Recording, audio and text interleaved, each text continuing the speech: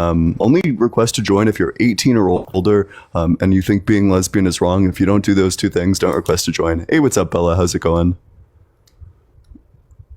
Bella with 2 exclamation marks. Do I need to like say it louder? Hey, what's up? How's it going? I'm doing good, but it's not wrong. Okay, I'm only looking for debates, so only request to join if you think that it is wrong. If you don't think that it's wrong, don't request to join. It's as easy as that. But double tap on that screen. You can leave as many likes as you want. Let's get to 5K likes. What's up? How's it going? You're pretty muffled. Sorry about that. Can you hear me now? Yeah. Do you think being lesbian is wrong? Yeah, I do think it's wrong. Yeah. I just want to put out there. I want to debate my point, but I just want to put out there. I'm a Christian.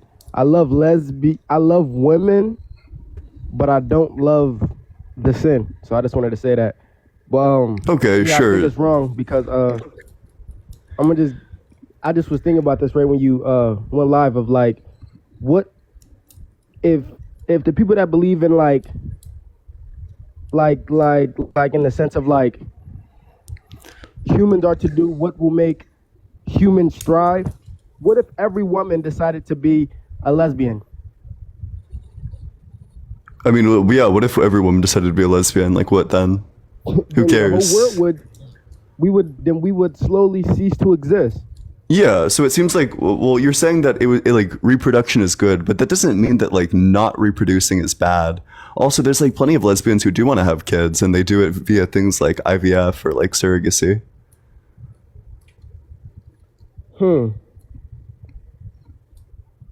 That's interesting, but that would also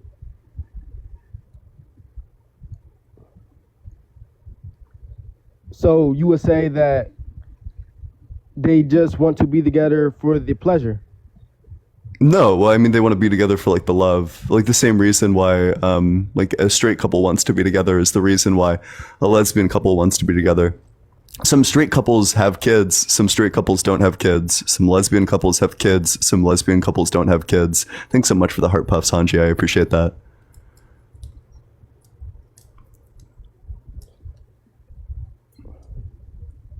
You got me. All right, well. Go ahead and switch people. Yep, appreciate you coming on up here. Hey, make sure you're double tapping on that screen, sharing it with your friends, get the live out in front of more people.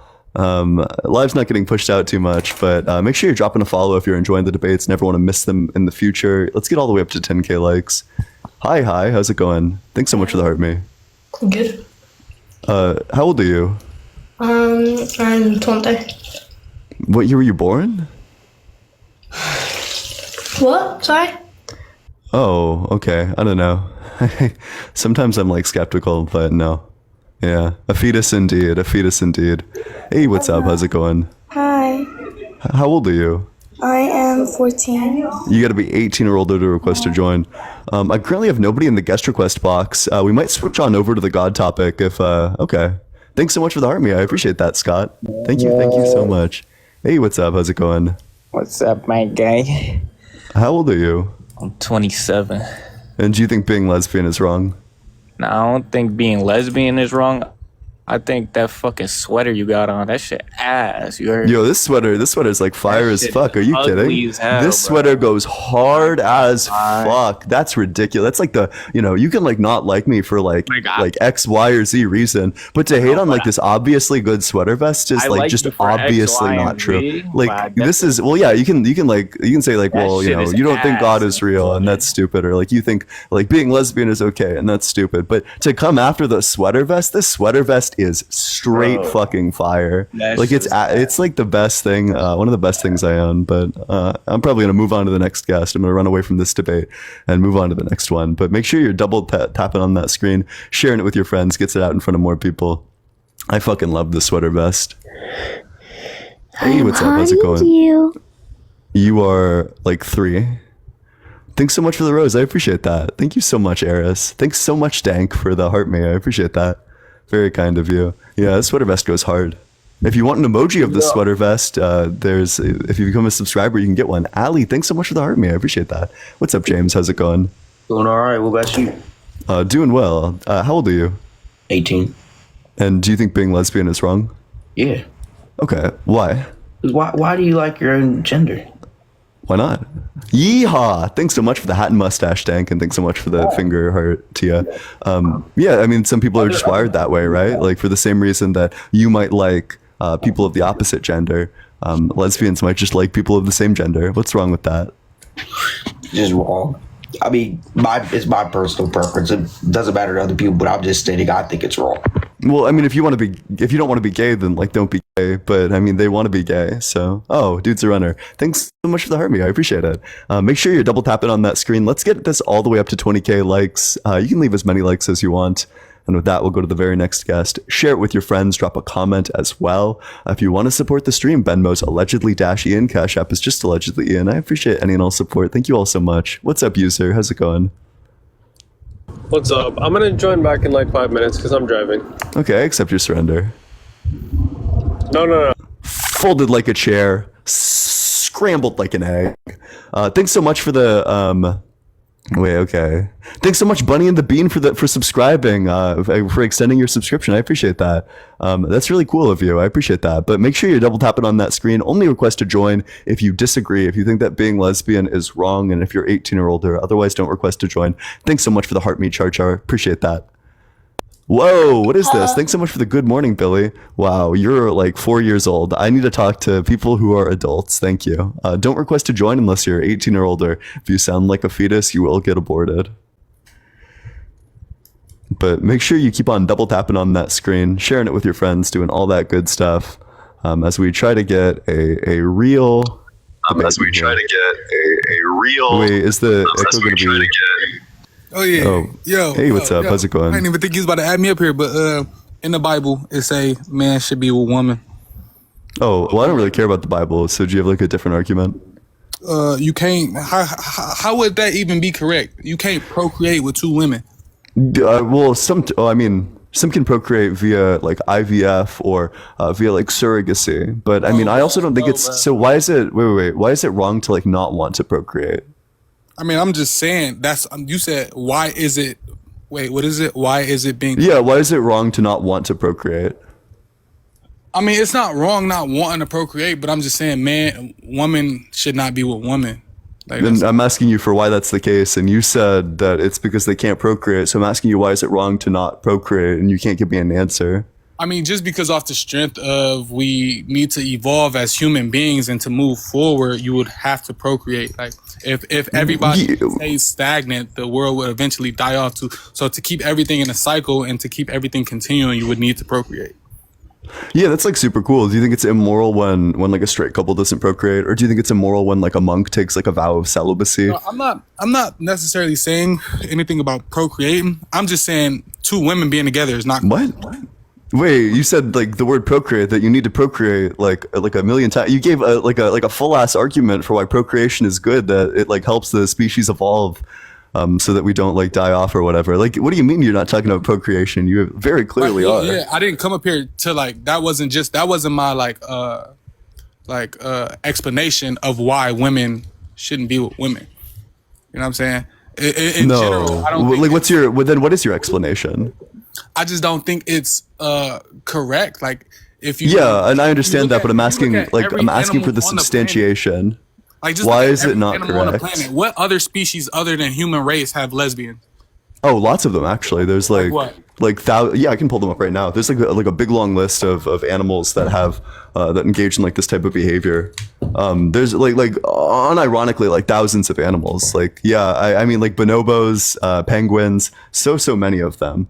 But if you want like a full list, you can just like look into that yourself. But I'd also be happy to like how many do you want? I mean, no, you just gave me a few examples. If that's the case, then it is what it is. But I'm just saying, like, personally, my preference is I'm a man of the Lord. You know what I'm saying? I believe in a heavenly Father, and that we were created by the Trinity of Jesus, God, and the Holy Spirit, and in the Bible and in time itself throughout the past however many years, like it's always I don't really care about that because there's like no evidence for any of that. I mean, you're alive, right? Where did you come from? A man and a woman. I came from evolution, and then evolution started via like abiogenesis, and abiogenesis formed on the Earth, which came from the Big Bang.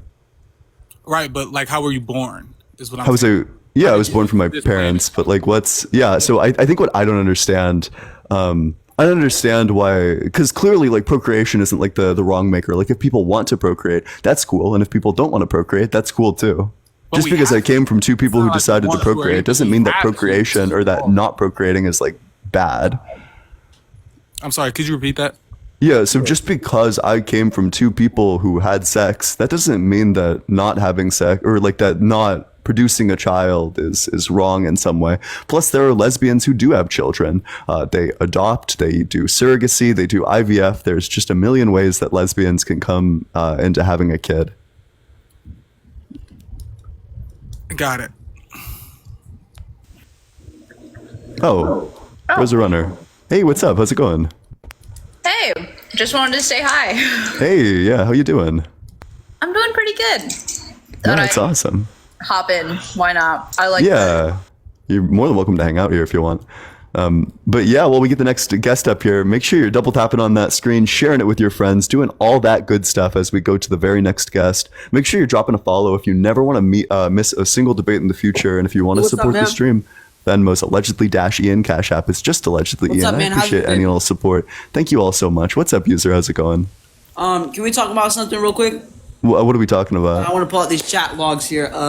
You've been talking to a 14-year-old girl. Yeah, wait, which one? We really need to talk about this. Yeah, do we have any like substance to this accusation, or we just like throwing like wild accusations? Hold on, let me put it up right here. Yeah. Let's put it on up there.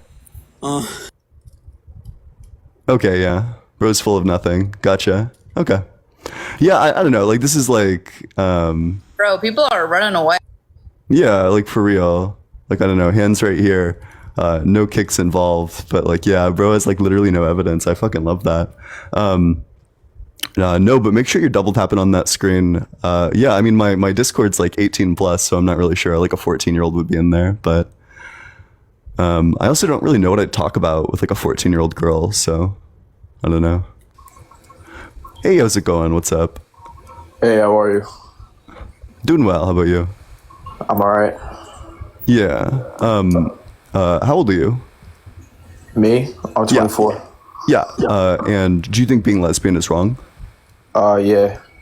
Yeah, okay, cool. So why do you think being lesbian is wrong? I think that a man is a strong figure in the household, and that's just, it wouldn't happen in a lesbian relationship. Oh, that's fine. So why does that mean it's like immoral to not have like a lesbian? I didn't say it was immoral. I just said to not have a man. Yeah, sorry. But so that's the question, like why is being lesbian wrong? Like if you can't give a reason why like being lesbian is wrong. I just think that children, especially young boys, they need a father figure in their life. And if you have a lesbian relationship, you won't have that. And it's been proven that children without a father figure in the household are more likely to commit crimes. So could you substantiate? So we could say that that's like probably true about like single parents, that their kids probably have like worse outcomes just because the parent is like so stretched out, like so stretched thin between like working and having to like do all the things that normally two people do. This is like saying like, well, a business that's only like one person is going to do worse than like a business that has like two people to like share the load of the work. That's like probably true, right? But that's not very interesting. So do you have any evidence that like lesbian relationships specifically lead to like worse outcomes for children? Well, would you say that domestic violence leads to trauma in the future for children?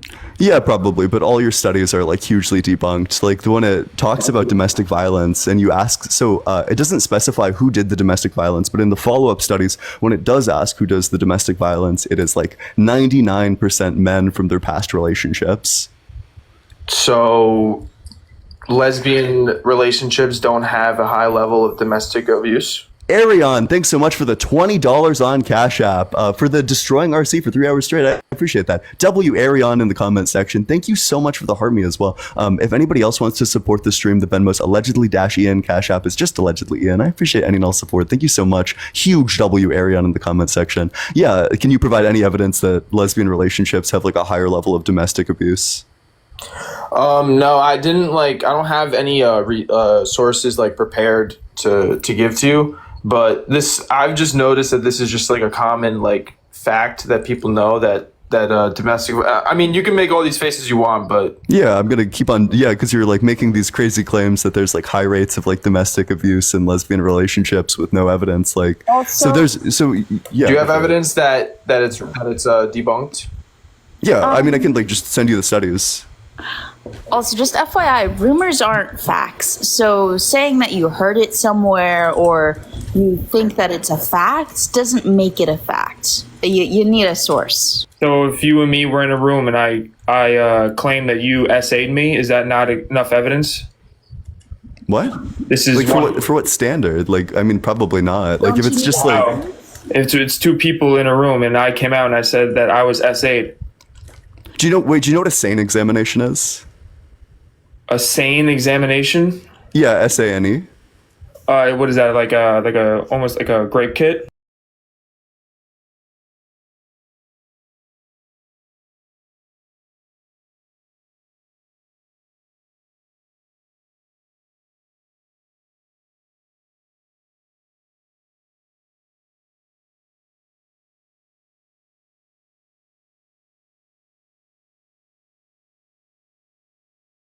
Wondering what the 30 or the in topics. So I'm just saying though, like you say that I can't go off based off rumors and hearsay, but yeah, I mean, yeah, if there's like no evidence, then I'd probably go with like the innocent till proven. Like I would, I think that we should support all victims, but as a matter of like, should we like ruin the accused life if there's like literally no evidence?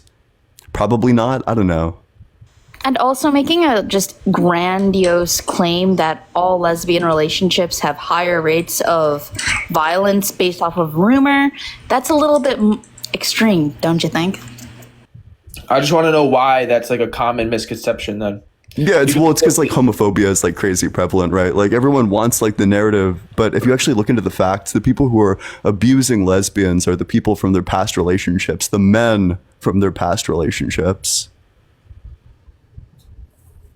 So what do you so there's no such thing as lesbian no, there is. It's just not violence? like disproportionately high than what are the like statistics like behind straight. this?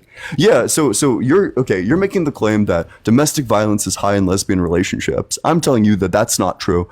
It's probably like around the same level as like straight couples, which means that it's unremarkable in that regard. I've gone my whole life with this fact that then you've gone your whole life repeating a lie. And just to so then how does that happen though? You've gone your whole life repeating a rumor, not a fact. Okay, a lot of people do that. Does that make them wrong? Yeah. It does. Like when Joe Biden said that Donald Trump said that there's good people on both sides. I can't comment on politics, unfortunately, but okay. Yeah. Yeah, there's like just no evidence for the claim that you're making. And I'm not really interested in like the tangential issues.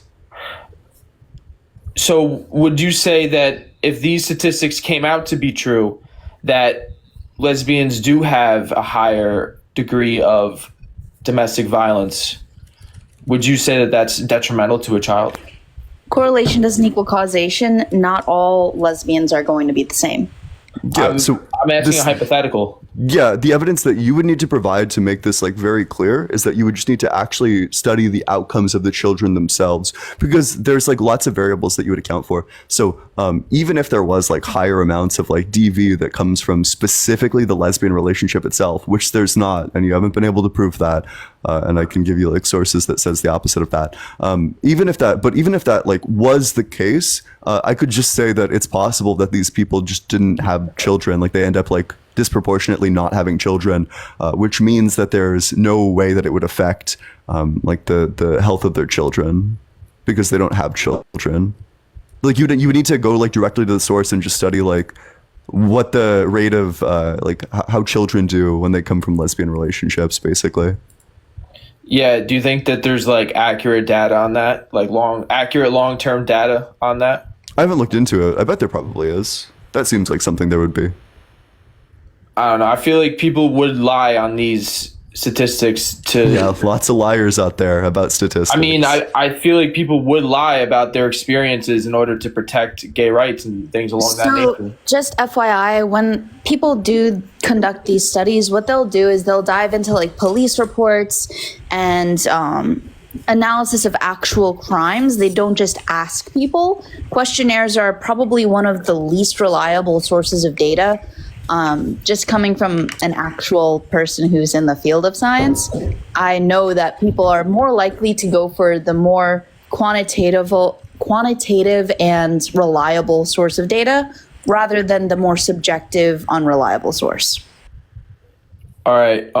Would you guys agree that an act that is detrimental to society, if put into the common, if it was put into society as a popular idea, would you agree that sometimes bad things aren't good? Like, not necessarily. Wait, so I would reject like this deontic reasoning of like, okay, I don't know if you're familiar with the word categorical imperative, but you're essentially invoking like a categorical imperative that like, well, if everybody was doing this, then like that thing would be bad. And I'd probably reject that in this case, but I also think that this is like complete nonsense. There's lots of times where a bad action is justified just for like the greater good. But there is like, no you know, greater it sucks to like cause like a child pain. That being said, like vaccinations are probably good.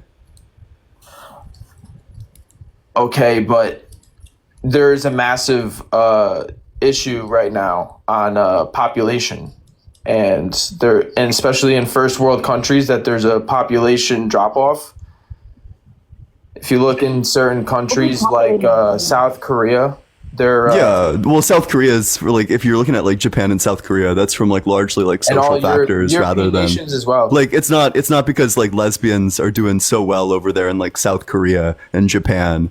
Also, I really have to point this out because I am half Asian. There was a Chinese one-child like policy that kind of influenced this a lot. So, there's that too. What does that have to do with South Korea? What do lesbians have to do with South Korea?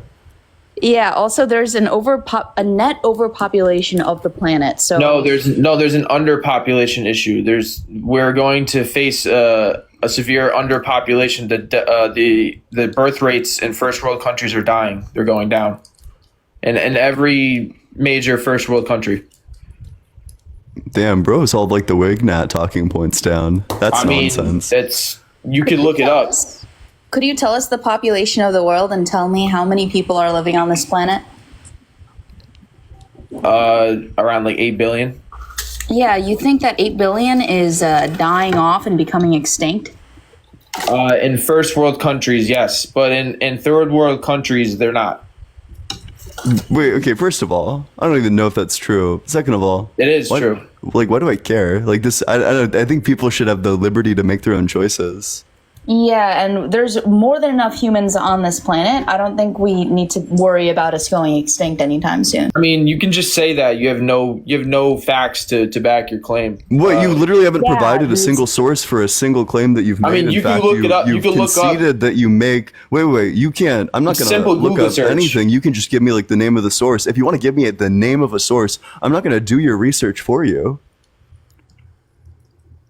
All right. You understand that if you just look up depopulation crisis, then look it up and then like send me a credible source. If that's the case, I'm not going to do your research for you. Or look up the population, like 8 billion people. Just to put into perspective, there are animals out there that only have like 1 or 2 in their population, like single digit number populations. Like, for example, I believe it's called the golden frog of Panama. It only has like literal numerical, like 1 or 2 frogs left in the world. That's not humans. We have 8 billion people on this planet. It's not really that big of a deal. Yeah, I think humans are gonna be alive and thriving. Like, it's just like humans aren't going extinct anytime soon. There's just no reason why they would. All right, I'm on Google right now, and every single article that I'm looking on is saying that we are facing a depopulation issue. Yeah, cite me something like an academic source, preferably.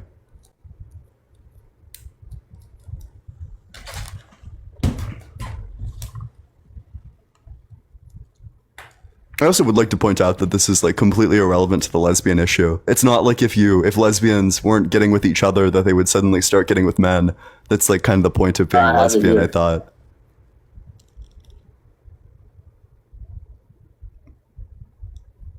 But yeah, while we wait for the guest to muster his sources, make sure you're double tapping on that screen, sharing it with your friends, doing all that good stuff, dropping a follow.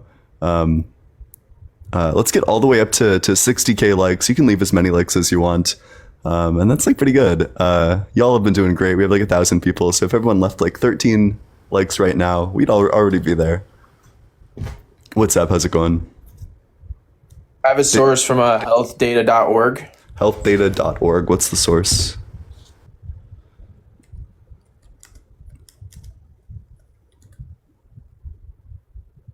Dramatic declines in global birth rates will fertility rates to transform by 2100. So fertility and global birth rate declining doesn't mean we're going extinct. I am sure to tell you that if there's a declining birth rate, that the world will be a different place in 2100. There's not going to be the world's going to be a different people. place in 2100 regardless. That's just how time works. All right. I'm speaking in it's going to be a bad place. How about that? Because of what? It's going to be a bad place because there's going to be a shortage of young people to take care of the aging population. This is already a problem in Japan. I think you're thinking of China. And China as well. China as well. The older population, they're not going to have enough young people to take care of them and their labor force. Yeah, so there's like two things here. First, I think the world's probably going to be a better place if the only people who have kids are the people who want to have kids. I think making people have kids and like raise kids when they in fact don't want to, or it's not something that they're drawn to, is probably going to have worse outcomes for like the kids themselves, which means it's going to have worse outcomes for society. Second of all, if lesbians weren't sleeping with each other, it's not like they would start sleeping with men.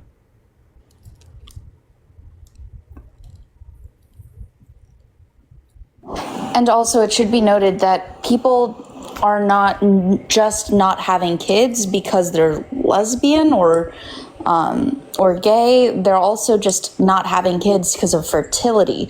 So that's a whole other issue that does not relate to being lesbian or not. Yeah, and fertility is an issue that goes along with like food and things along that nature. And what the fuck does that have to do with lesbians? I'm just saying this country is just feeding the wrong ideas. It's pumping the wrong ideas into our citizens. What about what? Wait, so it's about what you eat, but you're talking about like consumption in terms of ideas. Like you're switching between like the metaphor and like the actual thing. The government just sends us like bad food, bad ideas. They want us to all be well, it's clear you have no answer on it, so it's just time to like drill really hard into this. What the fuck does food have to do with lesbians? That the idea that the government pushes on terrible ideas like terrible food, lesbianism, things along that nature. But so you're just saying that they come from like a common source, like your argument is literally just like government bad the means like all the things that stem from it are bad. Yeah, like, the government pushes on these terrible ideologies. They push on this terrible food on its people. They want everyone to be gay and weird. They want everyone to listen to the government. Gotcha. Adolf Hitler drank water. That means drinking water is bad. But I don't know, given the talking points you've given, I don't even know if that reductio works on you. What? Yeah, well, you're just saying that like if something emanates from like a source that has also done like other bad things, then that does like everything that it does is ban bad. Certain food dyes for no reason. There's certain food dyes that are not banned in the United States that are banned across the entire world. Then we should get rid of lobbying. Sounds good. They purposefully put these products in our food in order to make us sick and to make us brainwashed. Why would the government want to do that? Why would the government want to make us sick so they could pump us up with pharmaceutical drugs and vaccines? Clippington, just FYI, the US bans more food dyes than the EU, not to mention more food dyes that actually have literature backing them. Second of all food dye bans have been due to political reasons and politically driven reasons based off of the literature. I can cite a DOI if you really want me to. They're making Additionally, there are more things because they're making more chemicals. You know that, right? There's hundreds of more chemicals that are produced in the United States. Oh boy. If you want to know why people in the US are super unhealthy, maybe look at the fact that our physical activity has declined significantly and we're overeating a lot to the point that obesity rates are increasing. And it's really not that hard. What, didn't the government shut down the gyms? As I said, physical activity has decreased. That was happening long before like COVID. Yeah, that was happening long before COVID. But either ways, physical activity decrease, obesity rates increase. I wonder why fertility is down. Because the government's putting it's teaching you to live a sedentary lifestyle. It's telling you to live. We're doing it to ourselves. Yeah, I seem to have missed that. What do you mean you're doing it to yourself? Wait, so what class in our government mandated education and public schools did the government say, yeah, you should like overeat and just like sit around? I think I actually remember learning quite the opposite of that in like every health class I ever went to. They tell you to move around, but that doesn't mean it's going to work on everybody. Wait, what's the critique then? Because people have free will and they're controlled, and they don't want to. They don't want to do better for themselves. You can't have free will and also be controlled. Word salad. Tells them it's just like okay straight word salad. Because everyone tells them it's okay to be fat. It's okay to be a loser. You could be a fat loser, and it's okay. Hold on. You can be fat. It's all right. It's all right. Ian, you can be 300 pounds, and everyone will be on this chat. Be like, oh my God, you're so healthy. You are all over the place. You know that, right? You are all over the place. You can't engage with the lesbian topic, so you're just jumping from place to place. I think like the narrative in the fat acceptance movement is just like you shouldn't be like rude and cruel to fat people, and like that just seems pretty true. I don't know. I don't think I would. I think it's just like a nuanced issue, right? But I don't think that it's like anybody's place to like judge how like a fat person is doing. But then like on like a personal level, if it's like a friend of mine and I know that they're not doing well, I probably would encourage them to, or I would like try to help them live like a healthier lifestyle.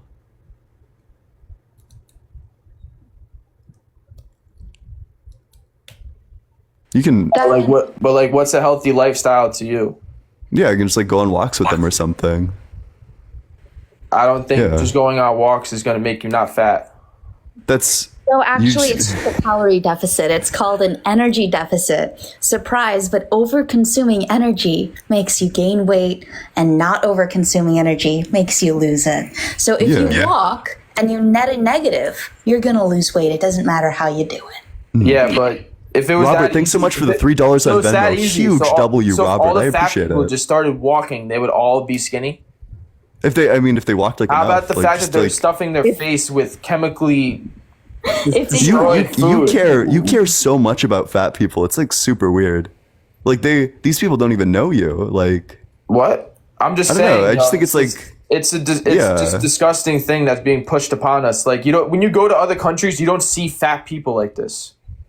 Yeah, that's just going to be a result of our like hyper consumeristic like economic system that prioritizes things like sugar. This isn't like a government problem, and this certainly isn't like a lesbian problem. What this actually is like an economics problem, that it's like cheaper and more efficient to just like pump everything full of like sugar. Especially true of like food deserts, where it's like way easier to just buy your kids like a bunch of Oreos and shit than it is to actually like drive the like hour and a half to go get like real food, which is also like way too expensive for you to buy. It's just an economics issue, in my opinion.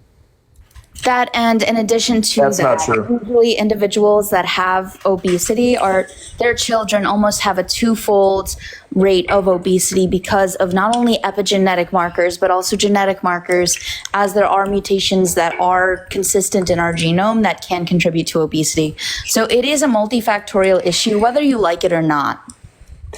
Well, Ian made a point that that food deserts make it more expensive in places outside of the food desert to buy like healthy foods. Is that what you said? No, just like for people, people inside food deserts are like fucked. Like it's really hard. Multifactorial means. That's what multifactorial means. It means social, genetic, biological, environmental, like all of that comes into play. Social. Do you have free will? Hold on. Do you have free will? Yeah, but like certain actions are easier than others. Like I have the free will to become like a UFC fighter and become like the world heavyweight champion. But the fact of the matter is that I'm 23. I don't have lots of experience in this. All these people have been training from childhood. Technically, I could dedicate like every waking moment of my life and just like use my free will to beat all the fighters. It's just like not going to happen, right? And like similarly, if these people, quite different from becoming if these people really wanted to travel an hour and a half there and back to get healthy food, they certainly could. Although for most of these people, their salary is just not enough to actually buy this healthy food, and also they don't have fucking time for this. They're working like 2 or 3 jobs. So these people don't have enough time to go to work. I mean, they don't have enough time to go to the grocery store, and they don't have a grocery store that sells food that's healthy for them. I think that is what a food desert is. Yeah. Well, I promise you, you could go anywhere in the United States, in places maybe not even. The only places where the food desert exists is like Kansas, where there's like actual like not stores for hundreds of miles. Honey, I lived in Brooklyn. There were food deserts everywhere. Where you're telling me in Brooklyn that you can't find fresh produce? Thanks so much for the heart, mate. In the hood, yeah. You can find produce anywhere Not in the hood. Have you ever been to the hood in Brooklyn? I'm sorry. Okay, go on a train for 10 minutes and get out of the hood and get some produce. You can afford the train. The train's like $2. Right? What are you talking about? Yeah, if you're living minimum wage and the train takes about like 30 minutes to get to a place with a grocery store. The train's like $2. You can't afford $2 train? What are you doing? All this time is like time that needs to be spent working if you're living like on minimum wage. That's what I'm saying. Like it doesn't just, you don't teleport. Use your legs. You don't have time, big dog. You don't have time? What? So this person has no time to walk to get food? So it's not just walking, it's called time. It's called walking for like 2+ hours. New York is not just like if there's anything you could walk for, it's food. If there's one thing that you would walk an hour plus for, it's food, right? You don't have time. If you're working like 3 jobs or something just to make rent, you don't have time to spend 2 hours like going to a place and like picking out like the healthiest produce and doing all this like careful, intricate like meal prep and meal planning. You're fucking exhausted after your like however number, like whichever number job. So what it's easy to do is just like roll up to a 7-Eleven, get some fucking garbage that's going to make you stop feeling hungry, and then go to sleep and then do it the next day. I guarantee you if you go to the store and pick up a jar of sauce, a jar of tomato sauce, and a pack of pasta, it's way cheaper than going to 7-Eleven or McDonald's, and you'll eat a lot better. That's still extremely high calorie because pasta is quite high calorie. Either way, yeah, you want calories, right? You guys are poor, you're poor. You can't eat anything. This has nothing to do with being lesbian. Yeah, bro's like a pet issue. What? Yeah, it's like nothing to do with lesbian. It's just like your pet issue. No, I'm just saying that the government is they want you to live a certain lifestyle. They don't want you to live a certain lifestyle. So what you're saying is that the government is forcing people to love each other? No, the government is putting on you these perversions that wouldn't exist. Fucking where? Yes. So loving. Huh? What? Wait, so you're telling me when the government was like cracking down on gay people, and yet gay people still, or like lesbian people still existed, you're telling me that in these scenarios the government was like enabling it by cracking down on them, like just like 50 years ago? No, I'm saying now, if like you go into like a classroom in elementary school and there's like a pride flag on the wall, like that's what I mean. Who cares? Me. Why? Because my children don't need to learn about gay people when they're young. Yeah, I mean, like, what's the harm with teaching them just that like certain people What's the harm with not teaching them? Yeah, because they themselves might be gay. They're going to encounter like lots of, or I'm sorry, I can't use that word, but they're going to encounter like lots of like lesbian people throughout their life. It's probably good for them to get a head start on understanding it. Yeah, but it's like better. So I prefer it when kids are not confused. I think that in an ideal world, we should have like kids suffer and like misunderstand the world as little as possible, that we should teach them about things that they're going to encounter. And it's like very easy to say, hey, you might run into a lesbian couple. They like each other. It's just like how your mommy and daddy like each other. I believe in nature versus nurture with a child. So I guess you believe in nature versus nurture. You're joining the nature versus nurture war on the side of nature? What does that mean? What do you even mean by that? I'm saying let kids discover the world around them themselves. No, I think that there's like things that you should probably prepare your kid for. I don't know. I think like if a kid themselves is experiencing these kinds of feelings, but they have literally no words, they lack the language to describe their feelings, then it can feel very alienating and confusing for the child. Thank you so much for the heart, me. I appreciate it. Also, Clippington, if you believe in nature versus nurture, so you would rather instead of teaching your child about, like, let's say a groomer, you would rather them experience it? Is that what you're saying? No, I just teach them not to trust strangers. There doesn't have to be a whole to do with perverts and what they would do to you. That doesn't have so if the topic is like P3dos, most P3dos are preying on kids who they're not like strangers towards. Like typically it's like a close family friend. I don't know if you ever talked to people who've like experienced this thing, but like more often than not, it's like a close family friend who took advantage of their position to violate the kid in some way. This is why it's like so prominent, like the Catholic Church, for example, because like clergy are not strangers. They're people you can trust. So teaching a kid to not let people touch you in your privates that's all you could really say. Like what else? You should teach them. You should give them the language to express certain experiences, right? So then why do they need to learn about them and inform them? Marriage and things along that nature? Yeah, because you should educate and inform them about the things that they themselves might run into, that they themselves could be a lesbian, that they're probably going to encounter lesbians. I didn't care. I just figured it out on my own. I put 2 and 2 together. I wasn't an idiot when I was a kid. I saw that's fine. I think that we should have a neutral presentation of these issues. They were together. These 2 individuals are together, and they're not heterosexual. So Thanks so much for the heart, man. I put 2 and 2 together. My first encounter with the word gay was on like my very first day on the bus in like 2nd grade, when somebody was like calling me gay. I think it's better if we just like present these things in like a more neutral context. Just say, hey, these people exist. Like that's that, as opposed to like getting called like insults or whatever, to associate it with like something like negative and harmful. I think it's better to teach people things that are true. Think so. Yeah, that's like totally fine, but right, I think that it should be introduced as a neutral thing, as something that it's like very possible that like you are, and that there's like no judgment or shame if you are, and that you can just like put language on it. Like maybe you are, maybe you aren't. Either way, it's cool. I don't know. I just think that you should let kids figure that out on their own. Like I feel like there's no reason to go into like sex at all with anyone. Like you just practice, safety. You don't have to go. Are you anti-sex ed?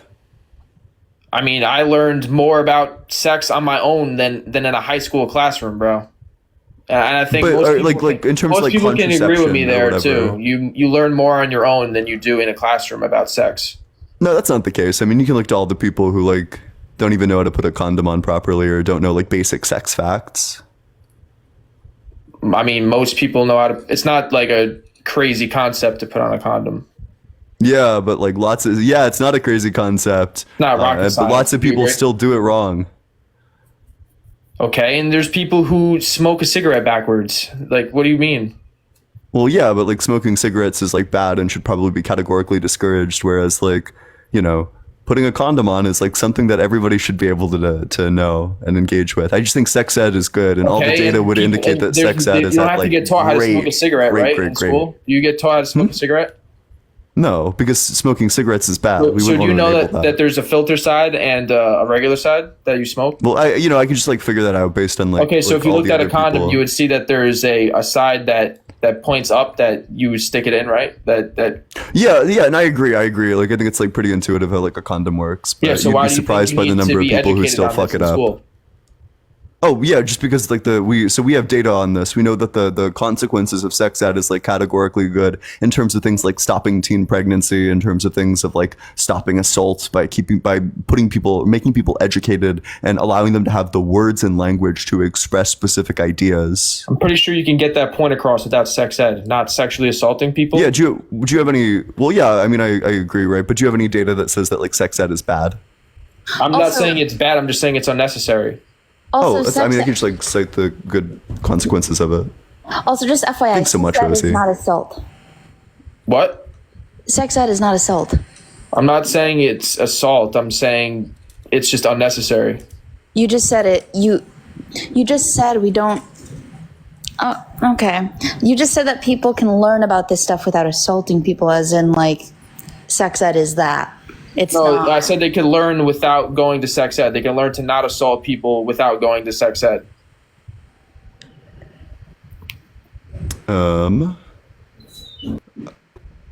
Yeah, perfect.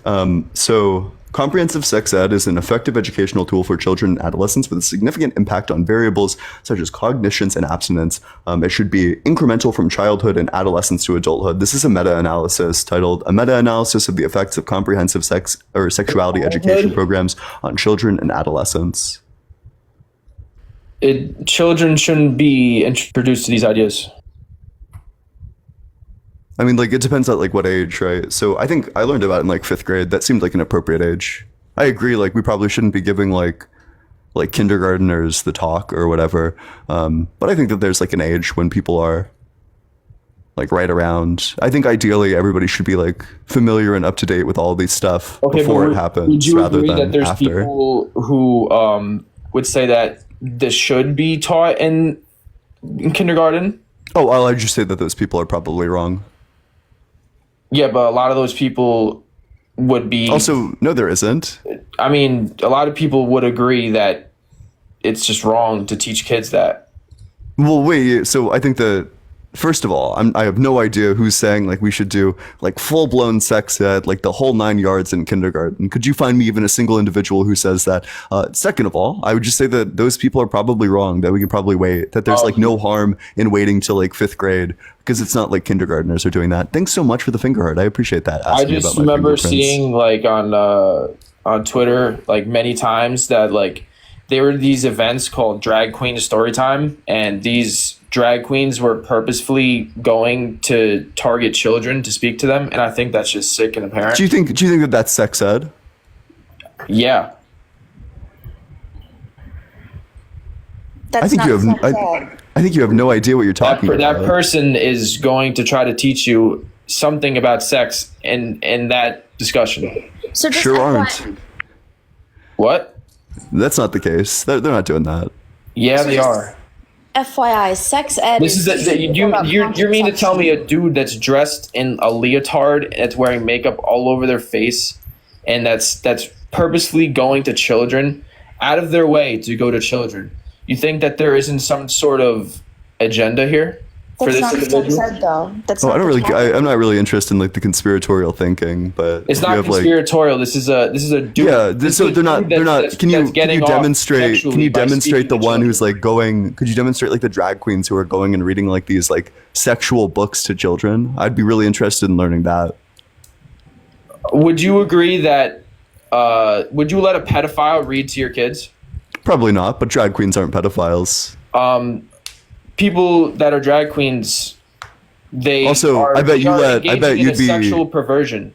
I bet you'd be They're down to getting let like sexual a pastor gratification from or a dressing pastor. up. I can't pronounce that word. Don't bully me. I bet you'd let like a priest or a pastor read to your kid.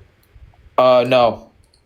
Okay, W, huge. That's like big based. Yeah, fuck yeah. No, I don't know. I wouldn't let a pedophile read to my kid. Of course not. Yeah, I wouldn't let a priest like teach or speak to my children. Those people are weird. I think I just need to see like the analogy between like why a drag queen is a pedophile. I mean, this person is dressing up in a sexual provocational matter. It's not sexual. If I put on a leotard and my bulge is showing, that's sexual. Would you agree? Well, yeah, can you find me any that are like, so I guess there are some drag queens where it is sexual. I just need to be shown that like any of these drag queens were presenting in like a highly sexual way. I just Which want to know like why isn't the drag case. Like queens feel the need all to the involve I'm children. not super well read up on like the drag queen story hour issue.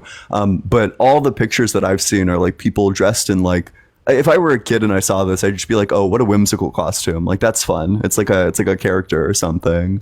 It's like Halloween. Like I literally think like, oh, it's like Halloween. Nothing about any of like the drag queens that I've seen do drag queen story hour involve at like in any way, shape, or form like some level of like sexuality.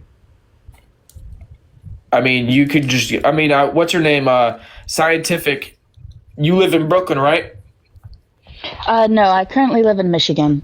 So when you lived in Brooklyn, would you say that these there's drag shows and drag queen events in your area or around your area? No, there was actually no, not at all. Unless you were up at like 3 a.m. More like Astoria, more likely, more than not. No, unless you were up at 3 a.m. They never had any sort of like shows or anything. So why do you feel like they need to go at 3 a.m.?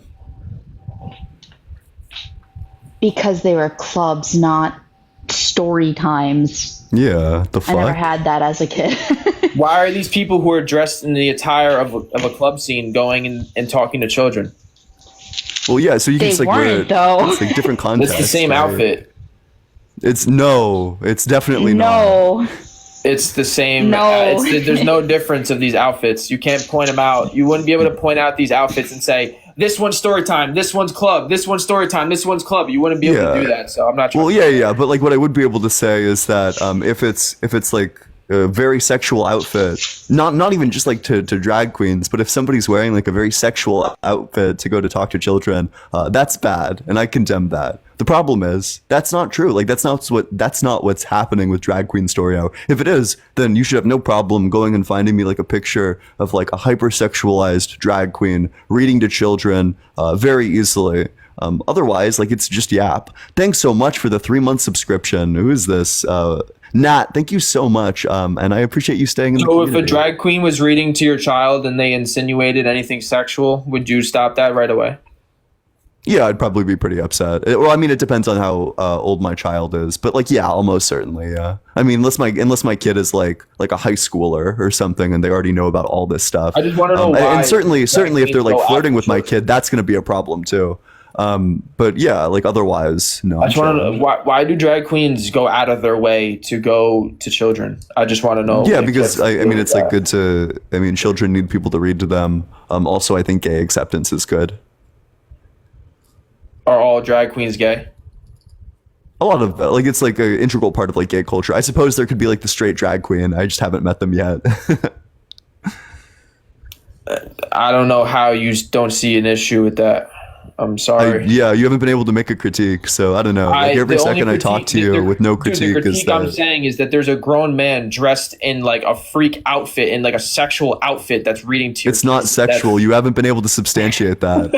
All right, dude. Tight clothing on a man is sexual. Thank you so much for the hand heart. Wait, so could you even provide that for me, like the tight clothing, the people in like tight clothing? Because typically it's like these like big like floofy dresses from my experience. Thanks so much for the corgi, Birch. I appreciate that. So do you think that drag queen story time is beneficial to society? I mean, I think that like reading to kids is beneficial to society and fostering tolerance is beneficial to society. So I probably would say that Drag Queen Story Hour is like beneficial. Insofar as it's not like sexual in any way, then yeah, I'm chilling. Sounds good. Works for me. Thanks so much for the finger heart. If you had a kid and there was a choice, right? And they said they wanted to do two things and they left it up to you to decide. Would you say that would you let a kid, if they said I'm giving you the choice to do I want you to choose between two things that I want to do. I want to play football and I want to go to drag queen story time. Which one are you going to point them towards? I don't give a fuck. Like whatever, whichever one they want. They to said do. I want to equally go to these two things, but I'm leaving it up to you to decide for me because you're my parent and I want you to guide me down the right path. This hypothetical is so funny. Yeah, your kid comes up to you and says, "Father, I'm at an impasse in my decision. I need your guidance and assistance." Like, what the fuck? Like, I don't know. No, but like, I understand that it's funny, but like, it's still a hypothetical. Like, answer it now. I have no idea. Like, whatever they want to do. It's a horrible hypothetical. Yeah, they could do, like, if they want to go to drag queen story hours, sounds good. If they want to play football, sounds good. I'm not going to force them to do anything. Like, they're, I don't know. I'd probably give my kid like a decent amount of like autonomy. So, would you agree football is more dangerous than drag queen story time? Probably, yeah. I mean, like, all right. Yeah. There's probably, my time, yeah. folks. See you later. Okay. What a wacky route. I don't know.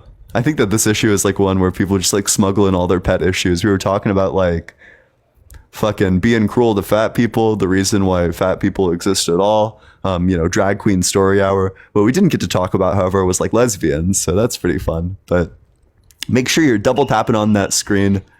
Yeah, dude, I tried to like steer it back to lesbianism after the obesity thing because that was so far off the mark. Yeah, it was just whack. It was like out of fucking nowhere. Like, okay, well, the government pushes like obesity on people, which is like, I could probably point to like a good number of government websites that do the exact opposite. Like, I don't know the government website that's like, yeah, like you should be fat. I don't know. I don't know this. This doesn't, I don't know.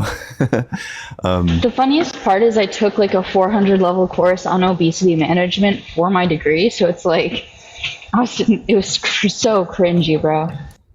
Yeah, for real. I don't know why people are so like randomly cruel to fat people. Like, okay, you don't need to like, I think that some people make like some wacky claims like, like every fat person is healthy. That's obviously not true. But like, I don't know. You can like leave them alone, I think. Like, I don't know. Yeah. What certainly doesn't work is when people are like flooding their comment section like, wow, like you're fat, by the way. Like, wow, they had no idea. Whoa, breaking new ground with that one. But make sure you're double tapping on that screen, sharing it with your friends, dropping a comment as well. Make sure you drop in a follow if you never want to miss a debate in the future. If you want to support the stream, Venmo's allegedly-Ian. Cash App is just allegedly Ian. I appreciate any and all support. Thank you all so much. As we go to the very next guest. Hey, what's up? How's it going? Angel, are you there? Angel. Oh boy. Can't hear you. Okay. But yeah, share it with your friends. Let's get all the way up. We made it to 100K likes. Look at us. Y'all are so great. Let's keep on double tapping. Let's get to 120K. We have like 1,000 people in here. So if everybody left just 10 likes, we'd be at 120,000 people already. What's up, Reagan? How's it going? Hey, it's good. I'm good. Yeah. Do you think being lesbian is wrong? Absolutely not. Okay. Oh, I'm sorry. I'm only looking for debates. But I do appreciate you coming on up here. Only request to join. Oh wait, what's this person's name? What's the? Oh, Grimlock Gray. Thank you so much for the subscription. Welcome to the community, Grimlock. Is that a Transformers reference or am I mistaken? But anyway, hey, what's up? How's it going, O'Dizzle? What's going on, man? How you doing? Doing well. How old are you? 50, my boy. Okay. And do you think being lesbian is wrong? I would say being lesbian could not be wrong, but in the act of being a lesbian is wrong in my eyes. Okay. Why? Well, I know you don't believe in the word of God, but I do believe in the word of God, and it says that homosexuality will not inherit the kingdom of heaven. It says two men shouldn't lay together, or two ladies shouldn't lay together. Okay, well, I have no evidence that the Bible is true, which means I can't really engage with this point. I mean, this is like if I wrote like a book based on like dropping like a tab of acid and said like, okay, well, the only justified relationships are the lesbian and gay relationships. Like, you just need to like provide me some reason why any of this is true at all. So let me ask you this: so if all of us, just saying all of us, were gay and all of us were lesbian, would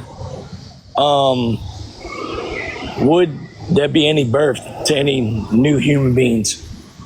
So, yeah, actually, there probably would, based on things like surrogacy or IVF or like even adoption. Yeah, there probably would be. Yeah. So you thinking? Char, thanks so much for the rose. So you thinking there could be human life without a male and a female? Yeah, I mean, like via like IVF, like in a lesbian relationship, you could have a child via like IVF or surrogacy. Thank you so much for the rose. I appreciate it. But you still need the male sperm, correct? Yeah, that's fine, but the male isn't like part of the lesbian relationship. I got you. I just think it's wrong. So it's. But are you able to substantiate that? Well, I believe in the Bible, so. Yeah, are you able to substantiate the Bible? I mean, there's so many things that's true. I mean, you can go back to ancient time and the Bible's true. So there's so many things. Because of what? There's so many things that's come to pass that the Bible speaks about that. Such as? Well, you know, the world today is good as, I mean, we salute and we celebrate evil and we turn away from good.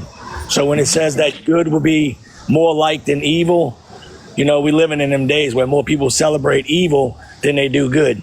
Yeah, but so the Bible said this at like the same time that it was written. Every single time period in history since the Bible was dropped, every single time period, it was believed that that it was the end of times, that, you know, everyone just loved evil and hated good. So this is an evidence.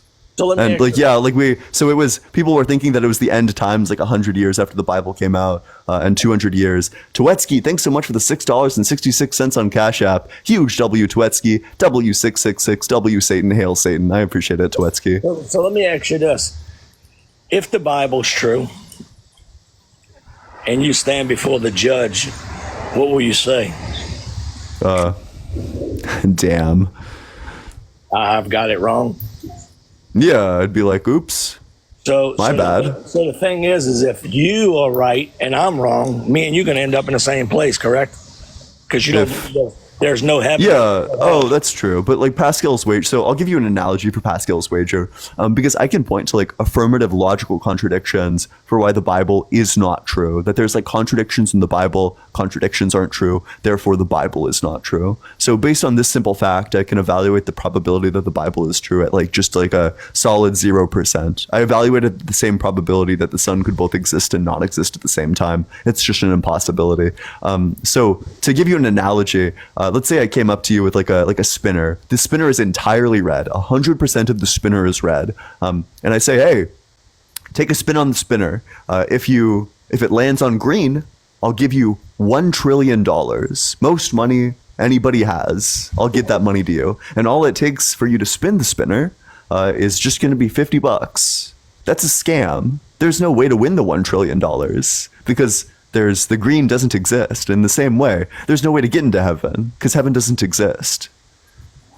Well, that's a bet that I'm not willing to take because I'm being honest. Really. Wait. So would you take the bet $50, and if you win, I'll give you $1 trillion on my spinner that literally doesn't have green on it? Hold on. Let me tell you this: is that I get no gain besides heaven and living a good life and treating people right and doing the right things by serving the Creator. Like, I mean, I don't get nothing from you. I don't get nothing from Thanks so much, Hartme. Or for the Hartme. You know what I'm saying? I'm not here to try to make you believe there's a heaven. My lifestyle should represent what it looks like. So, as far as the argument and all of that, I'm not even. Thanks so much for the rose. You know what I mean? I hope one day, and before you pass, nobody knows the day or the time, but I hope one day that you like repent for everything that you're doing, because you do some crazy stuff to me. It's like you talk totally against, and if you're right and I'm wrong, me and you end up at the same place. But if I'm right and you wrong, my heart cries out for you, brother. Yeah, I mean, I've already told you why Pascal's wager isn't true. Why it's like a bad bet anyway. Well, you know what? It's like Christianity is just a scam in the same way that bringing you a spinner that doesn't have green on it and saying like, well, if the spinner hits green, I'll give you $1 trillion. That's also a scam. How is it a scam if I'm not trying to sell you anything? Oh, I'm not. Well, well, you're trying to sell me on like the Christian lifestyle. I have like something to, I have a real thing to really lose by taking this spin. I'd have to deny fundamental pieces of myself. I'd have to waste time of my finite human life at like some fucking book club. These moments are like extremely valuable. Thanks so much for the hand heart. I appreciate that. There's just no reason for me to do that. Like it's a material harm to me insofar as I'm now like wasting my time going to like fucking Bible study and praying all the time. I have nothing to gain because heaven does not exist. Thanks so much for the heart, May. I appreciate it. I think if you would change up your role, then your lifestyle would change because you couldn't make money off all of these people that you are deceiving. So I think you've failed to provide a single argument. You would have to go to work and get off of this free app. Oh, I mean, I do have a job already. What kind of work do you do? I'm not going to share that with you. I guess you're not, because it's another lie. Yeah, I mean, I don't know. I'm not going to... like, you can I'm think a research scientist, and I still find time to come on here every now and then. It's okay. Listen, it's okay, man. I'm not here to argue with you or try to make you turn into... Thanks so much for the heart, me. I just think what you're doing is very, very dangerous. And yeah, what's your job? I'm an electric engineer, and I have a that's pretty cool. So, but yeah. It's not damn, electric engineers, they're just letting anyone have these degrees, I guess. I have a bit, I have a big following just like you, and I probably have more followers than you, but I'm not here to. That's fine. You know what I mean? It's all. Wait, good. so if you're an electrical engineer, what's like a question that an electrical engineer would answer? Could you explain like a capacitor to me? It'd probably be like your job. I'm not here to explain that. Wait, but I just want to know, like, if you're like a big shot electrical engineer, surely you can explain something as simple as like a capacitor, right? I just asked you about your job, and you told me it's not. Yeah. I mean, my job, I'm not privy to giving away like private information about myself. So why should I do the same? Well, it's not because you said you were an electrical engineer. I'm just trying to verify if that's the case, and it seems like it's not because you can't even tell me what a capacitor is. I know. Listen, you don't pay my bills, and I'm not. Could you tell me what ohms are a measure of? Hey, you have a great day, my guy. Can you tell me what? Oh, bro's running. He has no idea what a capacitor or what ohms are. These are like level 1 questions for electrical engineers. By the way, this should be like a slam dunk. You're definitely not an electrical engineer. Hey, I'm 50 years old. I don't run no more, my boy. I walk. Yeah, that's nice. Waka. But it seems like I highly doubt that you're an electrical engineer if you can't even tell me what like a capacitor is. And you know what? At the end of the day, you don't pay my bills, so you don't have to worry about it. Okay, chill. I mean, it's like a super easy explanation. I could even explain it to you if you want. And I asked you your job, and you couldn't even tell me you had a job. Yeah, so the way a capacitor works is that it like builds up like capacitance. So it like stores energy, and then when it reaches like a certain point, it like releases it. So there's like a steady stream of like energy flow coming out of it. So it's not like an erratic stream that's of like energy that's like being continued through the circuit. So what is your job? I'm not gonna reveal like private information about myself. Why? Also, want to know a really cool fact? Do you know that the heart is kind of like each heart cell is like a capacitor in the way that it conducts electricity, allowing a heart to remain a regular rhythm? I thought it was very interesting. That's super cool. I love that. So what are you gonna do if TikTok ever shuts down? What kind of work? I mean, I have a separate job that like pays pretty well. Oh, okay. Well, you have a great day, man. Yep, you as well. I hope you find Christ. All right, I hope you find a reason. Hey, make sure you're double tapping on that screen, sharing it with your friends, doing all that good stuff. Make sure you're dropping a follow as well if you're enjoying the debates. Let's get all the way up to 150K likes. There's 1.1K of you in here. So if you all just left, like, how many likes would that be? Fuck. I hate being sleep deprived. I can't do basic math. It's like, I don't know, it's like 30 likes. Just double tap on your screen 30 times. And if you want to join the community, as many already have, if you want to go play bingo in the Discord, there's a link to the Discord in my bio. Only request to join, or only join the Discord if you're 18 or older. It is an 18 plus server. Hey, what's up? How's it going? Thanks so much for the finger heart. I appreciate it. Hi. How old are you? Oh, I'm 18. Okay. And what year were you born? 2006, February 17. Thanks so much for the heart puff, Nicole. I appreciate that. Do you think being lesbian is wrong? No, I don't. Okay, I'm only looking for debates, so only request to join if you think being lesbian is wrong. If you don't think being lesbian is wrong, don't request to join. It's as simple as that. But make sure you're double tapping on that screen, doing all that good stuff. Hey, what's up, Daniel? How's it going? Good. So, I'd like to know, are you an atheist? Yeah, I am. So, you just base your knowledge on proof rather than faith? Yeah, because like faith is a belief in the absence of evidence. You're essentially just like pretending to believe things or pretending to know things you don't actually know. Steph, thanks so much for the heart me. I don't know why I would ever want to pretend to know things that I don't actually know. Well, you know, some things are believe on faith and then actual knowledge. And I believe that there's a supreme life force that governs how we live our lives. And so do you think that being lesbian is wrong though? Because that's like the topic at hand. Well, no, I don't think. I mean, it is. I mean, who you love is who you love. I'm only so if you don't disagree with that, then I'll probably move on to the next guest. I appreciate coming up here. Only request to join if you think being lesbian is wrong. If you don't think being lesbian is wrong, don't request to join. Easy as that. Yeah, but like W guest, I guess, like W ally. Thanks so much for the donut. But yeah, no, don't waste my time. Don't waste yours. I appreciate that people are like pro lesbian, but yeah, you need to copy and paste the link to the Discord in the Discord app itself. Otherwise the link won't work. You could also access it via a web browser. That works as well. You can go to tiktok.com and then go to allegedly.ian and then you can just like click on that from like a computer. What's up, Bella? How's it going? Okay, I accept your surrender, Bella. Folded like a chair, scrambled like an egg.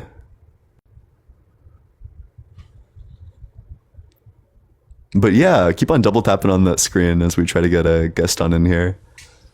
Hey, what's up? How's it going? Not much. How you doing? Doing well. Do you think being lesbian is wrong? Yeah, being lesbian and gay is wrong. Wait, you can only focus on lesbians, otherwise TikTok is gonna get upset. Yeah. I'm sorry. Well, either or is wrong. The reason being is because it's common sense. There's a woman, there's a man. Why is there a woman and a man? Mustache. Why is there a woman and a man for? Oh, I mean, I don't think that these are like transcendental categories. I think that this is just what evolution I'm just saying. produced. The reason why it's wrong is because the reason why there's a woman and a man and not just men or just women is because how would there be any population if there were men and women getting together to have kids? So, so you think it's wrong because they don't have kids? I can't. You're an atheist, so I can't speak to you on God. Well, I mean, I could. I'm also happy the whole to God thing out of it, but okay, that's fine. Our Creator. I mean, if your only argument is God, I'd be happy to tear your Bible in half however you believe people got here. Regardless, however you believe how people got here, or how the world was created, or how people was created. Okay, there is a woman and a man for a reason.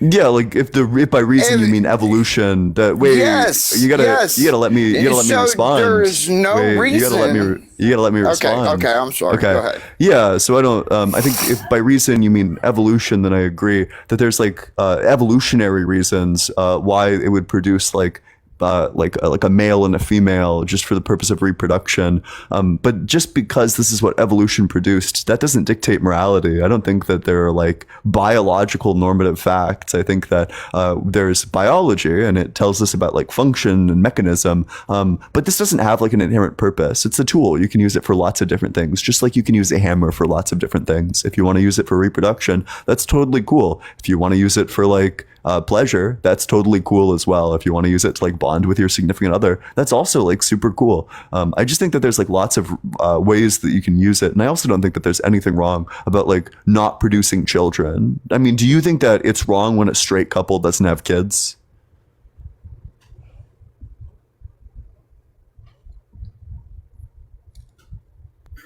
Do I think it's wrong for a straight couple that would say that again? Do you think it's wrong for a straight couple to not have kids? For a straight couple to not have kids? Yeah. Is it wrong? Yeah. How could it be wrong? There would be a problem there. Like either the man's swimmers ain't swimming, or the woman's eggs may have a problem, the woman's ovaries, whatever. What if they just didn't want to? There. Or they could not want to. Yeah, they could not want to. I mean, that's, so what's the difference between one or the other? You know what I mean? Yeah. The difference. So what's the wait? So why is it not wrong for a straight couple to just not want kids, but it's wrong for to be lesbian at all? Despite the fact that some lesbians are able to have kids either through surrogacy, IVF, or they're just able to like adopt them. Thanks so much for the rose. I appreciate it. I don't know why we're bringing kids into this. You brought reproduction. We're talking into this. about. But because that is why there is a man and a woman and not just men or women. Yes, that's why there is a man and a woman. Despite that fact, it's not wrong for people to not have kids. Despite that fact, you think it's not wrong for people to not want kids. It's not wrong for people to not everybody is made to have kids, obviously. Yeah. Because so what about like the lesbians who just don't want to? Born that can't have kids because of something was wrong when they were born. That's just the way they were born. Thanks so much for the gift. Thanks so much for the. So I think what Ian there is was life asking, given to that life. So JR she was given life. But she can't birth life. But that's neither here or there. That doesn't have nothing to do with it. The reason men and fucking women were created was because so they can populate the earth. Period. Why are we yelling? Calm down, I'm not yelling. I'm not yelling. Sir? Yes, ma'am. Yes, ma'am. I thought I would add on to what Ian is trying to claim here. Is I believe he's just trying to say that even if people are born without the ability to have kids, lesbians are born with their, I guess you could say, innate mental disposition to love another woman instead of a man. And therefore, in that same way that people are not born with the ability to have kids, these individuals are born with the disposition to love another woman instead of a man. And therefore, it's kind of one and the same, where if you're choosing to not have kids, or you cannot have kids if you're in a lesbian relationship, it is the same sort of thing where you're not having kids, not because you are wrong in that sense, but just because you love a different person. I'm not saying that. Can two women lay down in a bed and have a baby? I'm not sure why that makes it. So the fact that two women can't do that.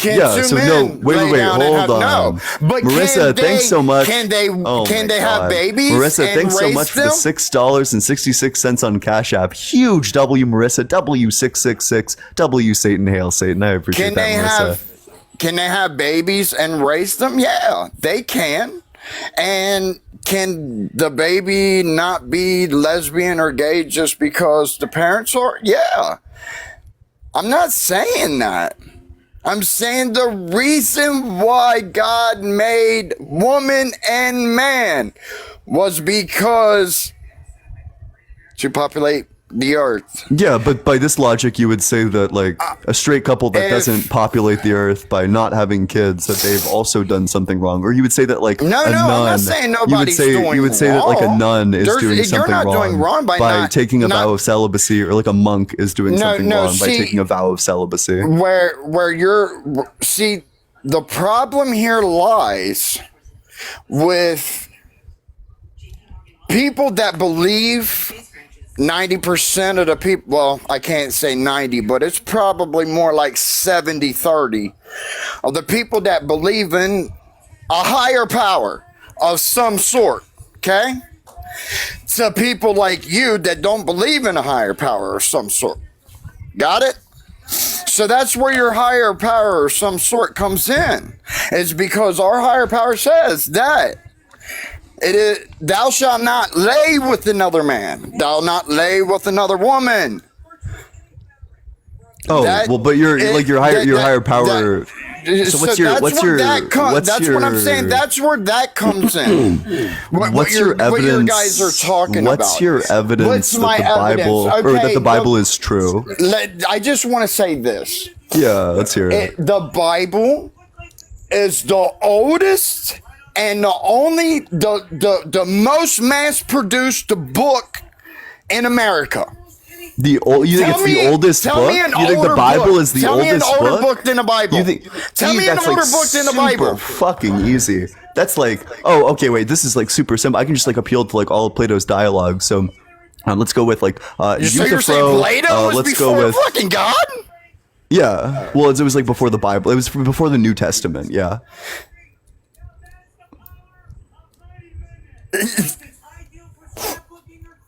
There's also the ancient Egyptian texts, which, even though they are formatted as a scroll, talks of what? Which talks of what? Which talks of what? A higher power. A higher power. Well, yeah, but it's everybody that you're talking sure about talks about a higher power. Isn't your God? That's for sure.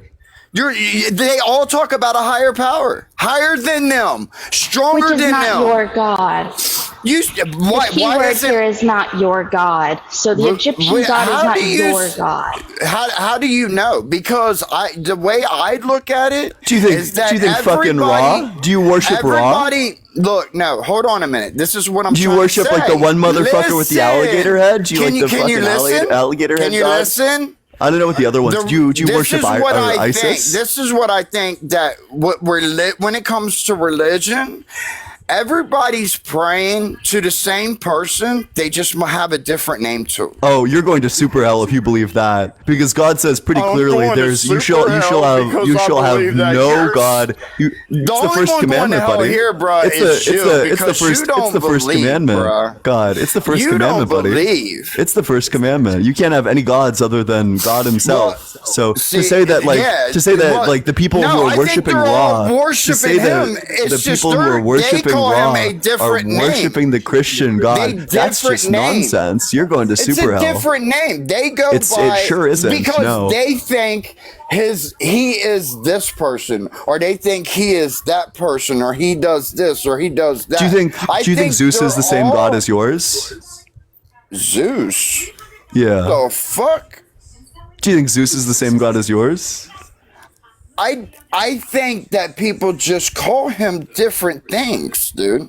Is what I'm saying. But do you think it's like the same God? Poseidon? So what would Poseidon be then for you? Is Poseidon still God? Are Zeus and Poseidon the same people?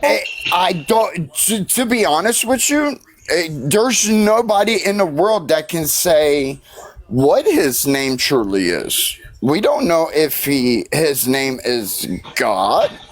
We don't know what his name is. So are you putting the fact that you believe that there's only one God over other religions which believe in multiple gods? Is that what you're saying? That your religion is better? No, I'm not saying, I'm not claiming to be better than nobody. I'm equal as any other person in the world. I'm just as equal. Then who's to say that your God is not wrong in saying that a woman and a woman can't lie in bed together? Who's to say that your God is not the one that's incorrect and the people whose gods were multiple gods were correct? Who's to say that?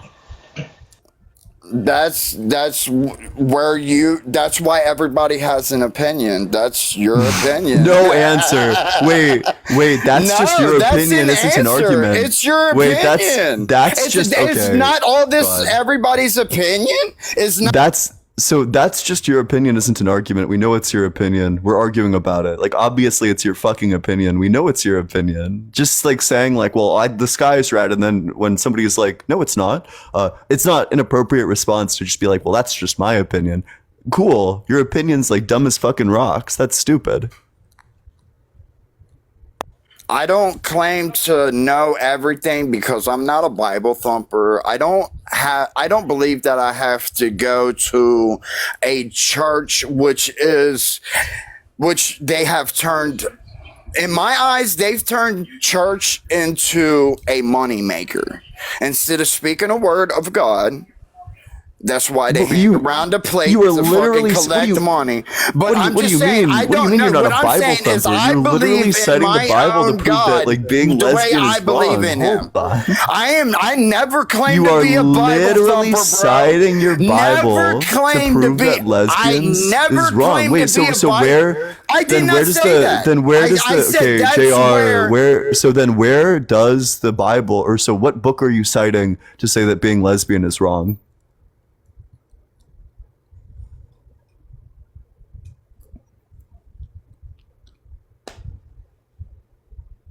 What book are you citing to say that being lesbian is wrong?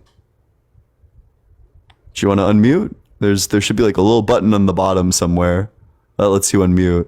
I'm also like trying to prompt you to get you unmuted, so yeah. There we go. I'm back now. You mute me and I guess it messes my end up. I don't know.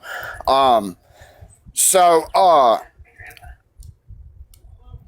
just lost all control because I forgot I'll what ask you the was question. That's saying fine. That's because chill. we was That's chill. trying to Chill. get this turned back on and shit. Yep. I'm sorry, dude. Yeah, no, you're chilling. So what book are you citing to say that being lesbian is wrong if you're not a Bible thumper? Okay, so look, that's what I was trying to tell you. Okay, so see, I don't believe that I have to just to believe in my Lord, my God. I don't believe that I have to go to church. I don't. What book are you citing? I'm not citing no book.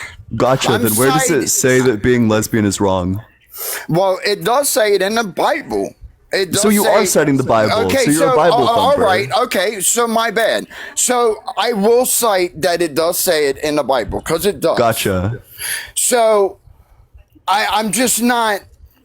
There's so many freaking Bibles out there. I don't know which one is correct. I believe they're all correct. I just believe they all have different, are made for different religions. You get what I'm saying? Hang on, could you even like cite me the Bible verse where it says that being lesbian is wrong? I don't know how religion goes as far as like Catholics and all this shit. You got fucking nothing. That's incredible. I'm not a church goer. I believe in the Lord and I believe I'm going to heaven because I believe in Him. I know He's real. That's all I have to do.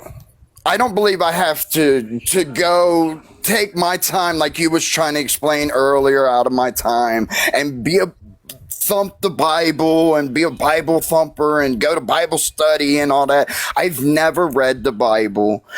That, for two reasons. One, because I do have a reading problem.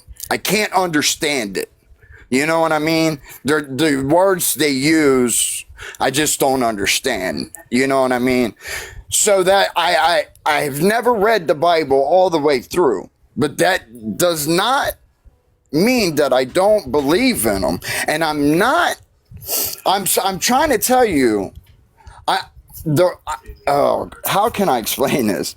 I'm not trying to say that lesbian men or lesbians or women and men, let's just say that, of that sort are like wrong people in life, like are bad people or anything like that. I'm just saying it is literally, it's not right for them to lay down in bed. Yeah, but you can't seem to say my why. Bible, it says it states why a man and a woman should not lay together. Okay. Well, your Bible also says that says that outer space is water. So. Okay. But anyway, wait, you can't just move past that. It does not say that outer space is water. It does. This is like Genesis 1:6 through like 8. It says that like God made the sky and He separated the water beneath the firmament from the water above the firmament. So it's just saying that the stuff above the sky is water, i.e., outer space is water. See, is that your definition of it, or that's just is like what that it says. the definition of it? That, like, how do you know that's the definition of it? What do you mean definition? That's just what the words say. All right. I mean, I can't argue with you because I don't know the Bible. So I can't sit here and be like, if you don't know the Bible, then why are you citing the Bible? I told you I'm not a Bible thumper, dude. I just know that it says in the Bible. You asked me to name a book. I named the book. Where in the Bible does it say that being lesbian I is can't wrong? tell you what page. I'm not a Bible thumper. So I told you that. So you blindly But it is in the Bible. You know that. You know that. You know that. Yeah. Right? Bro's onto nothing. I'm not lying. Crazy. I'm not lying. You know Bro that, is right? blindly believing a source. No, Not even really a you source. know it is. You know it's in the Bible. You guys know if you read it, you obviously read it because you're stating shit from it. So you obviously know that it's in the Bible. You know for sure it's in there. Wait, no, I don't know. I actually don't know. No, you what verse just it agreed. is. You know it's in there. It says I was agreeing shall that I've not lay read with man, large parts of and the women Bible. shall not lay with women. Wait, but you can't. You know that it doesn't, says it in there. Hey, It just doesn't sweetie, say Can you that. please stop yelling? You're breaking my eardrums. Yeah. Let's take like a deep breath. Yeah. So you're not a Bible thumper, but you think being lesbian is wrong because it says so in the Bible. But of course you can't tell us where it says that in the Bible. And of course you also contradict the Bible by believing that like Ra and Isis and like the fucking crocodile head motherfucker, that this is like the same thing as your God. You think the Egyptian gods are the same thing as your God? No. Hold up a minute. When you're talking about fucking ISIS and all them, dude, you're wait. about ISIS is the name of a god. It's the name of a god. It's like an Egyptian god. And it's also it's also like a terrorist organization. Terrorist group. Yeah. So if you're talking about the god they pray to, I'm sure the hell it's not my god. I'm talking about so there's a god. You understand how like some things have names and sometimes the names apply to like more than one thing. So we could have like a car called a Mustang and we can have like a horse called a Mustang, right? Yeah. So there's like a terrorist group called ISIS, and there's like an ancient an ancient Egyptian god who's also named ISIS, but there's like no connection between them. Yeah, I didn't know that. That's why I was asking you what you meant by ISIS, like it. I didn't know about the god named ISIS, so I don't know. I don't know, dude. You know what I mean? I just know that it's the oldest book and the mass-produced book in the whole world. But it isn't. It sure as fuck is not the oldest book. That's ridiculous. Look it up. It is. It isn't. Can you still hear me? Yeah, I can still hear you. Yeah. Hold on a minute. They're still finding old texts from Bible shit from shit that they're still digging up now. Yeah. So the oldest book is called the remnants of pages that remnants of the Bible. No, this is of fucked. Stuff now. The oldest book is a Buddhist text. It's called the Diamond Sutra. Is it the most mass-produced book? No, but that's like a different claim, right? Right. Like, See, it's the oldest and the most mass-produced book. Wait. It's not the oldest, so you can't say that it's the oldest book. It's that's the just oldest not true. mass-produced book. Listen to what I'm saying. It's the oldest mass-produced book in the United States. Calm down. Yelling. But you're trying to take my words and you're trying to twist them, though, bro. Calm down. You're trying to take my words and you're trying to twist them, bro. So don't do that on me. I said it's the oldest mass-produced book in the world, and you know that for a fact. Yeah, I'm not yelling, man. Nobody's yelling. But you know that is for you're chilling. Correct. It is the oldest mass-produced book in the United States. Why is that? Why would that be? So it's actually why isn't any other book? I mean, because there's so many good books out there from what I hear. I mean, a lot of people say there's so many good. That was a damn good book. Hey, I read that story, blah, blah, blah. Why ain't any other books ever been so many mass-produced in the world as the Bible? I have a question, right? If it's fake. So maybe the Bible is so mass-produced because there's so many Christians. And if your argument is essentially that... I'm not a Christian. Yeah, Dean, I'm we've Baptist. been dealing with I'm this for such a Baptist. long time. Like, I'm Baptist. I don't claim Christian. I'm not a fucking rectangle. I'm a square. What? No. There's Christianity. There's Baptist. There's Hey buddy. You're crazy. Okay. The Baptist Church. That's a Protestant church of Christianity, right? So, but anyways, that's besides the point. So in 2060, there's okay. In 2060, Go ahead. there's going to be more Muslims in the world than Christians. At that point, because the Quran will be more mass produced, will Islam be more likely to be true? Yeehaw! Thanks so much for the hat and mustache, Tank. I appreciate that. Hell yeah, that was a cool gif. It was cool looking on you. But you want to My answer bad. Dean's question? I didn't hear it. You talk too low, bro. I can't hear you. So in I heard 2060 some of it. Something about the Quran. In 2060, Islam will be the world's largest religion, okay? And at that point, the Quran will be more mass-produced than the Bible. So at that point, will Islam be more likely? In 2060, how can you say that? How can you predict the future? How do you know it will be more produced than the Bible will be by then? Using past and current growth rates. Yeah, it's just like an evidence. It's like an empirical question. Yeah, so we can like model trend. Oh fuck, I can't even appeal. You probably don't even know like basic calculus, huh? So certain things like change at like different rates, right? Like so when you're driving in your car, don't make when you're fun driving of somebody because they lack in skills that somebody else may have. You know what I mean? I'm just trying to like meet you on your level. I understand, but you know what I mean. You ain't got to put it sarcastically like you're trying. No, to I'm put sorry. it I'm out sorry. there. Are you familiar with what a like a derivative you. is? Do you know what like a derivative or like a slope or like a tangent is? Yeah. Okay.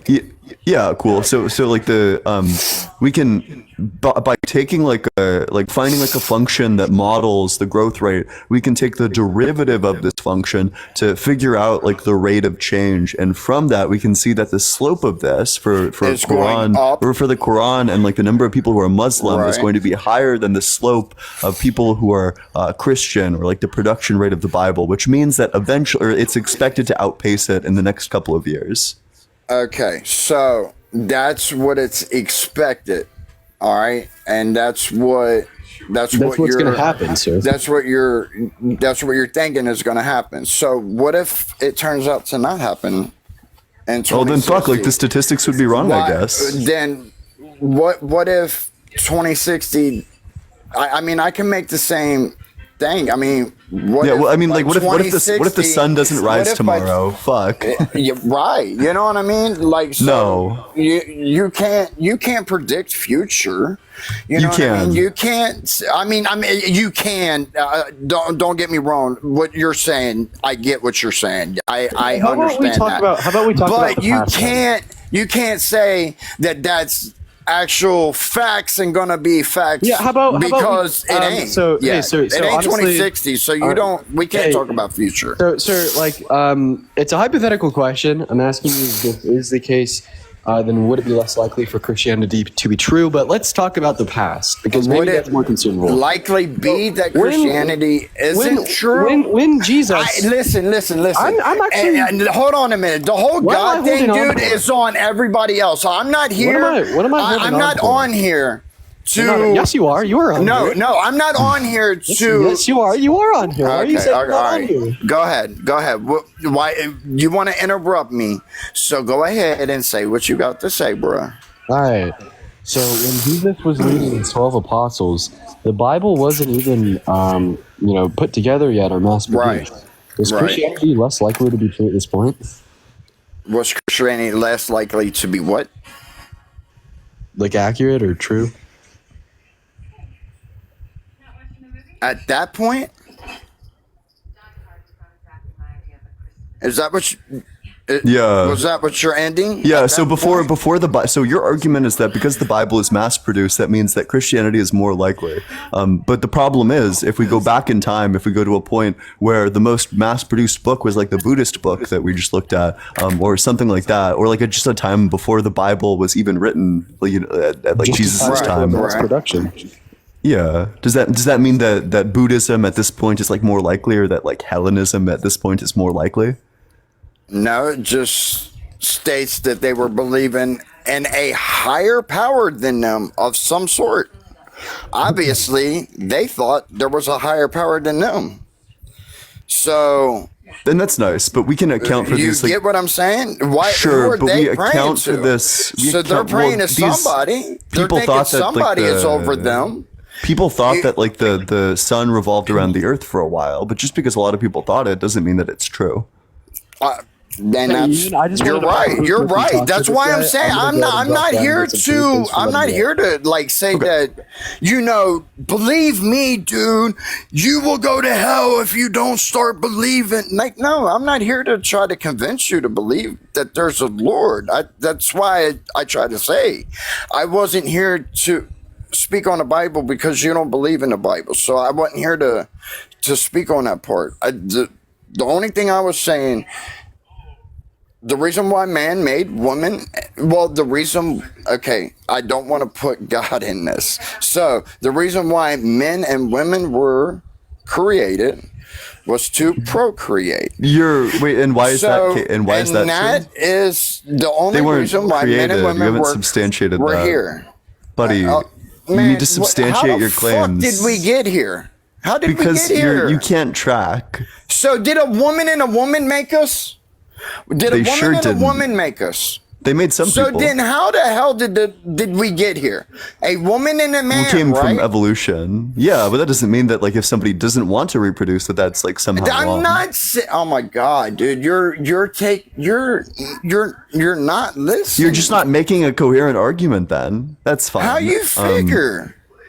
Well, yeah, it's like right. because so you're saying that this thing is wrong for this reason. So I say like, well, by that logic, then this other thing would be wrong for the same reason. No, but then you're like, no. Listen, only thing that I am stating is that the reason why it's wrong was because what a man and a woman was created for was to populate the population. And you haven't been able to substantiate that. Together. That's why God took a rib from us and gave it to the woman. Well, I don't believe that's true. You don't? Well, so now count your ribs and count a fucking woman's ribs and see how many's there.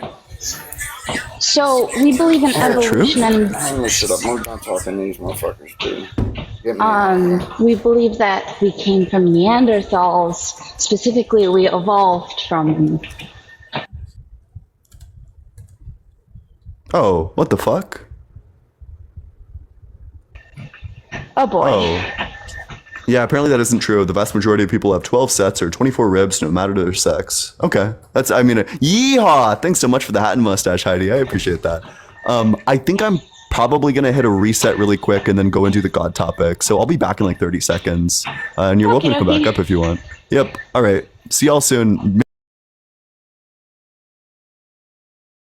Better. Please tell me it's better. But make sure you're double tapping on that screen, getting this live out to as many people as we can.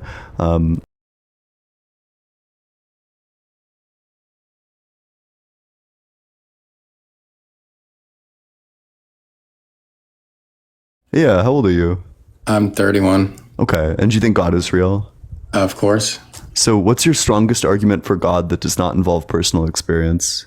Well, let me ask you what you believe in.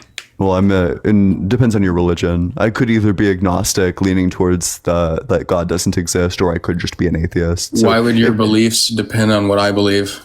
Yeah, so because it's depending on what I believe. So I'm atheistic towards like the Christian God, the Jewish God, and the Muslim God, because I think that there's like affirmative logical contradictions, but I can't find like the logical contradiction in like a first mover, like a creator who created because he was like predisposed to creating. I can just say that that's less likely than like a universe that did the same thing without like a mind.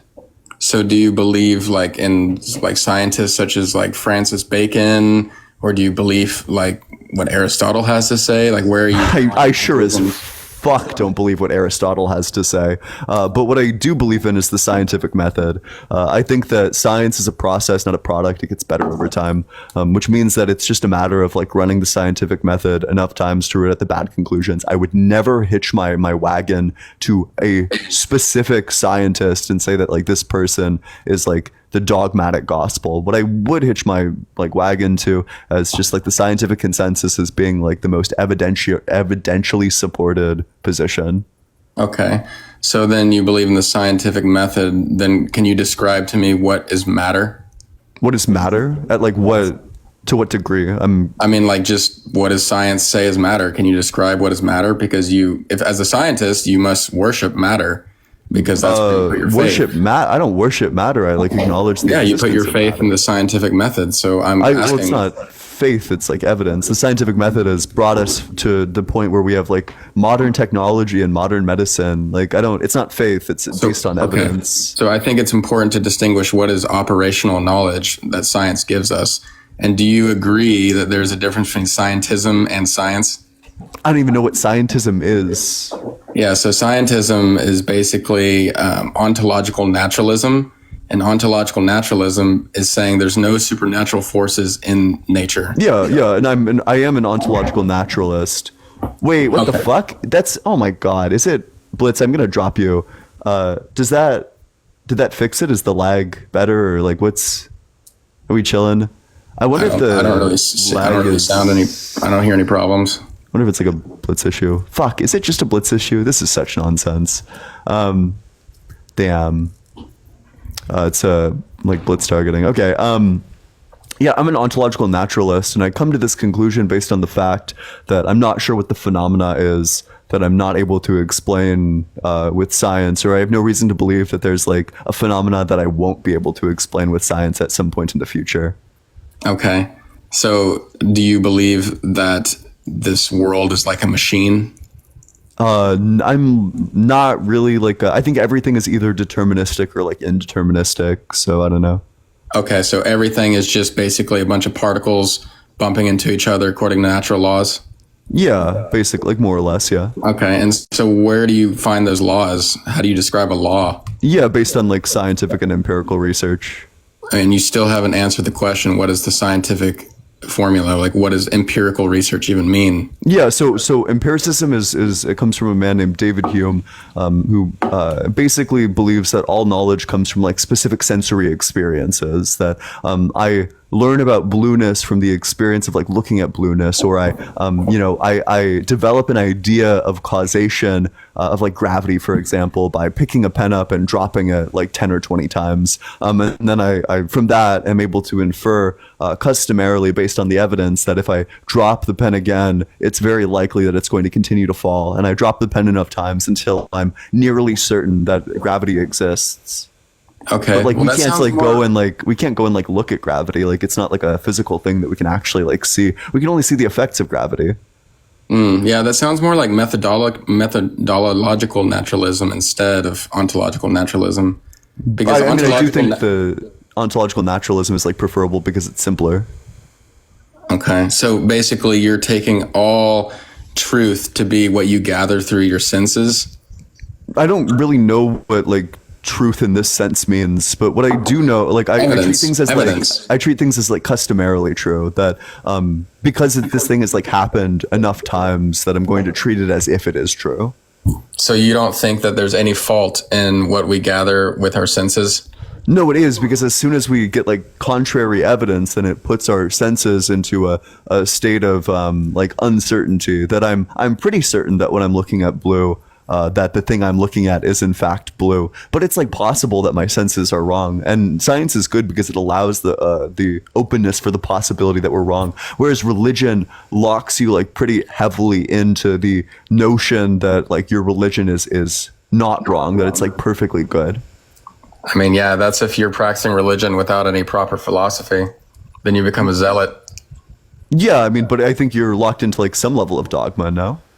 Not really. I mean, do you know what religion even means? The root yeah, word? just like a belief in like a supernatural force. Presumably, like if it's religion in terms of like a god, then it would be specifically like a supernatural first mover in terms of like minimal theism. Sure. So what is religion? If you look at the Latin word, it comes from religio, which means to reconnect or reunite. So really, the purpose of religion is to reconnect with that supreme creator. But that's just begging the question, right? It presupposes a supreme creator. Huh? That's just begging the question. It presupposes the existence of a supreme creator. You still haven't proven that. The supreme creator is self-existent, and he's known as Swayam Prakash. So he only reveals himself to who he chooses to. What religion is this? This is Sanatan Dharma, Vedic. Have you read Vedanta before? So wait, is this like Buddhism, Hinduism? What is this? No, it predates all religions, because if you look at the Vedic texts, they're over 5,000 years old, and the Sanskrit has not been altered. And if you look at the sages, even like Jaimini Rishi, for example, he was talking about atomic theory 3000 BC. So all the Vedic knowledge, everything in existence is in those scriptures. Everything from gravity to atomic theory to war, sciences, everything is there. Yeah. So if the claim is just that they believed in atoms, so did the ancient Greeks. Like lots of people came to the conclusion that atoms existed on their own. Like they were the atomists in ancient Greek. Yeah, I mean, so all of these ideas have been encapsulated in the Vedic scriptures, and that's the thing that with Abrahamic religions is the scriptures have been heavily altered. The Bible, for example, they, in the second century AD, they gathered up all the books and they edited them, and they removed a large percent of the books. So the Sanskrit and the Bhagavad Gita, for example, is completely unaltered and perfect.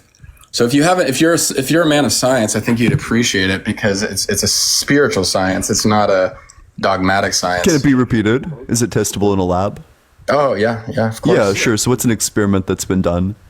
I mean, everything from the atomic particle, like you're talking about the ontological part of it, or the what specifically has been done that would lead me to believe that this is like an absolute truth? I mean, this is not something you can perceive with your material senses. It's a matter of faith. That's the only way you can perceive it. Well, faith is just a belief in the absence of evidence. You're essentially just pretending to know something that you don't actually know. You still haven't defined what is evidence. What do you mean by that? Like evidence is just things that it's just like a thing. True? It's like a piece of knowledge that leads you to thinking that something is true. And this is based on your empirical way of gathering information. Yeah, it's like based on like your sensory information. Yeah, that like if I drop the pencil and I observe the pen dropping 20 times, just because I like keep on dropping it, I'm probably going to assume that it continues to drop. Okay, so are you familiar with the four causes? Yeah, thanks so much for the hat and mustache. Is this Aquinas? No, this is coming from Aristotle. Yeah, gotcha. The four causes, formal, ingredient, efficient, and final cause. And then thanks so much for the boxing gloves. Appreciate it. If you research, Francis Bacon, and basically he has described how science has taken out the formal cause and the final cause, and the only causes that science actually looks at is the ingredient, which means what is the object made of, and the efficient cause, which is what makes that ingredient into the shape or object. So science completely ignores the final cause. And I'm asking you, can you describe? And I'm unfamiliar with Aristotle because I don't really like to read philosophers from like 2,000 years ago. I think that if the arguments were good, then they would just like still be made today. And it seems like all you can cite is like Francis Bacon, someone who existed like 300 years ago. I mean, he's considered the father of empirical science. So why would you David Hume is considered the father of empirical sance. I'm not sure where you're getting information from, but David Hume is the founder of empiricism. And who do you think he based his beliefs on? I think whoever Bacon was probably Francis Bacon was almost certainly probably inspired by Hume. Okay, and so who did Hume base his off of? Well, Hume is just a response to Descartes. And who did he base his off of? Like Hume was like a critique of Descartes, and Descartes based his in part off of religion, and then in part based off of like a response to like Aristotle. Okay, so again, it's all coming back to Aristotle. Yeah, so Hume is a critique. Hume is a critique. So it goes Aristotle, and then Descartes is a critique of Aristotle about like imbuing like levels of skepticism into it. And then Hume is an even more skeptical critique of Descartes, who was a skeptical critique of Aristotle. That Hume thinks that that Descartes doesn't even go like far enough in his like skepticism, that he needs to be more skeptical. So all the theories are just based off of skepticism. Yeah, well, yeah, at some level, yeah, that's what empiricism is rooted in. And do you Yeah, think just that's like a valid way to view the world, is based off of skepticism? I think that you should be skeptical of things. Yeah, definitely. And what does that gain for you? It gains that your knowledge is like rigorous and true, rather than making like big inferential leaps that are not justified. So again, what is the scientific method? Like, how do you describe matter? What do you mean? How do you, like, in what sense? Like, what properties are you interested in? Just describe matter. Like, what is matter? Like the, like, fucking atoms? Like, I'm not sure what question you mean. Atoms, electromagnetic forces, like all these forces. The thing with science is it's just unfinished ideas. If you ask, oh yeah, it's just a bunch of electromagnetic, forces. And then you ask, what is that? And then it's, oh, everything is coming from weak to strong force of particles. And then you ask, what is that? And it's just a bunch of unfinished ideas that never makes a causal closure.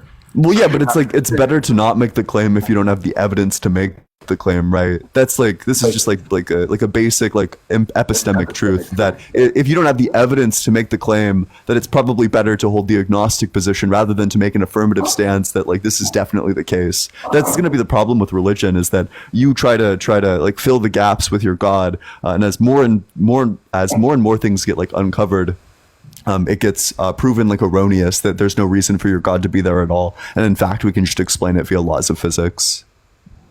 And again, when I ask you what physics are, you can't even tell me what physics is and what the laws are without going back to the ultimate cause. The ultimate cause, what is the ultimate cause in your eyes? Well, so I don't think that the universe has like an ultimate cause, but I'd ask you, what do you think the cause of God is? I mean, that's a whole deeper subject, because when we were talking about the four causes, the final cause in Vedic is the fifth, the Panchapurush Artha, which means the ultimate purpose of life. And the ultimate purpose of life is to love God, whatever that looks like for you. But this final cause gives purpose and it gives meaning, because science is ultimately just nihilism, that nothing has meaning. What? Well, yeah, science doesn't study meaning. Like, that's beyond the scope of science. That's more of like an existential, like philosophical question. Like, this is like saying, well, science doesn't study like the fucking best way to like comfort, or I mean, it probably does. It studies like a lot of things, but it doesn't like study like philosophy per se. Like, science doesn't really study like free will, although you can appeal to certain aspects. Well, classical, not really. There's not really like a way to, or a good. Let's do like materialism versus idealism. Science doesn't really study that. Yes, it does, because if you project your self-existence onto the material world, you get materialism. Yes, well, that's like a philosophical thing rather than like a scientific thing. Like, you can't measure the amount of like idealism or materialism. All the original scientists had their systems based on the four causes, where philosophy is intertwined. Do you even know what philosophy means? Like Sophia? Yeah, it means philosophia, the love of knowledge. Yeah, I'm very well aware. Like, you can test my like philosophy knowledge all you want. I'm just not sure what the point of any of this is. I'm just trying to ask you what is matter, and you can't give me a definitive answer. Yeah, I'm just like saying it's like the stuff that like composes the world, the material world at least. And what is that? It's like the monist substance. Yeah, go for it, Blitz. You might have a better take on this. Like in physics, we just say that matter is composed of those fields that have spin 1/2. Okay, and then you're basing that off of which laws? That's just the definition of, that's the operational definition of matter that's used in the physics community. Okay, and that's the definition based on what? That's what I'm trying to ask. Is like, spin 1/2, trace the chain of cause and effect. Yeah, so spin 1/2 fields are the kinds of fields that occupy space, can't overlap with each other, generally have volume, and so considering the traditional notion of matter as that which takes up space, this is a more fundamental notion of that notion of things that take up space. Okay, so you're reducing everything to just matter in motion. You asked what matter was, I just told you what it is. Yes, and that sounds like it's just reducing it to matter in motion. That's how you describe the world? Physics is the study of matter, its dynamical properties, and its static properties. That's what physics is. And then you're basing that off of laws, and you can't tell me where these laws are coming from. What is the if you chase? I just told you what physics is. I'm not basing that off. That's just what the word physics means. Okay, great. So I'm asking, if you chase the chain of cause and effect all the way back to the ultimate cause, what do you find? I mean, that assumes that there is an ultimate cause. There is no ultimate cause. So then basically you're saying everything is meaningless. What? Bro tried to sneak that one in there. No, we're just saying that like there just goes back an infinite chain of causation, essentially. So you can't. Okay, well, the thing with religion is it can describe the ultimate cause in great detail. Well, yeah, but you've been incapable. So where did the ultimate cause come from? The ultimate cause is self-existent. Oh, sure. So the ultimate cause didn't come from anywhere. He's self-existent and eternal. It's outside of the realm of perceiving things with time and space. Oh, wait, so if it's outside of time, that's like, so do you think the ultimate cause created everything? Of course. Okay, gotcha. So this is going to lead to a contradiction based on the immutability creation argument. So to exist within time is to experience a distinction from one moment to the next. That means that anything that exists outside of time must necessarily experience an eternal present, meaning that they experience everything they do all at once. Would you say that things exist only if the ultimate cause wills that they exist? It's not so simple, because the ultimate cause, he gives dominion and domain to other functions of reality to carry out his will. So everything is coming down to his will. Gotcha. So was there a time before the ultimate cause's will? No, because his will is outside of time. Gotcha. But do I exist because the ultimate cause wills that I exist? Do you exist because the ultimate? No. Well, it's not so black and white. Does the ultimate cause will that I exist? It's a good question. I mean, the thing is you exist as a soul. Who do you think you are? Do you think you're Ian from America? Yeah, I'm just going to ask my question again because you're not answering it. Does the ultimate cause will that I exist? Yes, of course he does. Okay, and when I no longer exist, is it because the ultimate cause no longer wills that I exist? Thanks so much for the finger heart. That's a fallacy, because you always exist. There's not a time you don't exist. Sure. So does it rain because the ultimate cause wills that it rains? Of course, it's part of the design. Okay, and then it stops raining because the ultimate cause no longer wills that it rains. Yeah. Gotcha. So we have a contradiction, because if the ultimate cause exists outside of time, that means that it experiences everything as an eternal present, meaning that it experiences every moment of its existence at the exact same time, meaning that it is both willing and not willing that it rains. Well, no, it's not like that, because the ultimate cause, he has different energies. So one of the energies that's responsible for this material creation is called the Bahiranga Shakti, which is the external energy of the Lord, and he is giving this will to that energy. So that's the energy you see in this world, but it is within time. But he himself is outside of time, but because he is inconceivable and can do, make the impossible possible, he creates this world with other energies. So he himself is outside of time. That's different from what you said earlier. So the question was, does it rain because the ultimate cause wills that it rains? Yes, because he's giving jurisdiction to entities in this world that oversee those functions of nature. Gotcha. Wait, so you're not saying that it's because he wills it, he just willed something else that exists in time that wills it. It's like a king giving jurisdiction to the serfs and smaller kings of the land to oversee a particular function, but the king himself, is in his palace enjoying outside of the kingdom. And what's this thing that does the willing of all natural stuff? This is called the Icha Shakti, the power of will. The Icha Shakti. So, okay, was there a time before the Icha Shakti existed? No, because this is also an eternal energy. Gotcha. So then the ultimate cause is not the ultimate cause, because you would have multiple eternal things.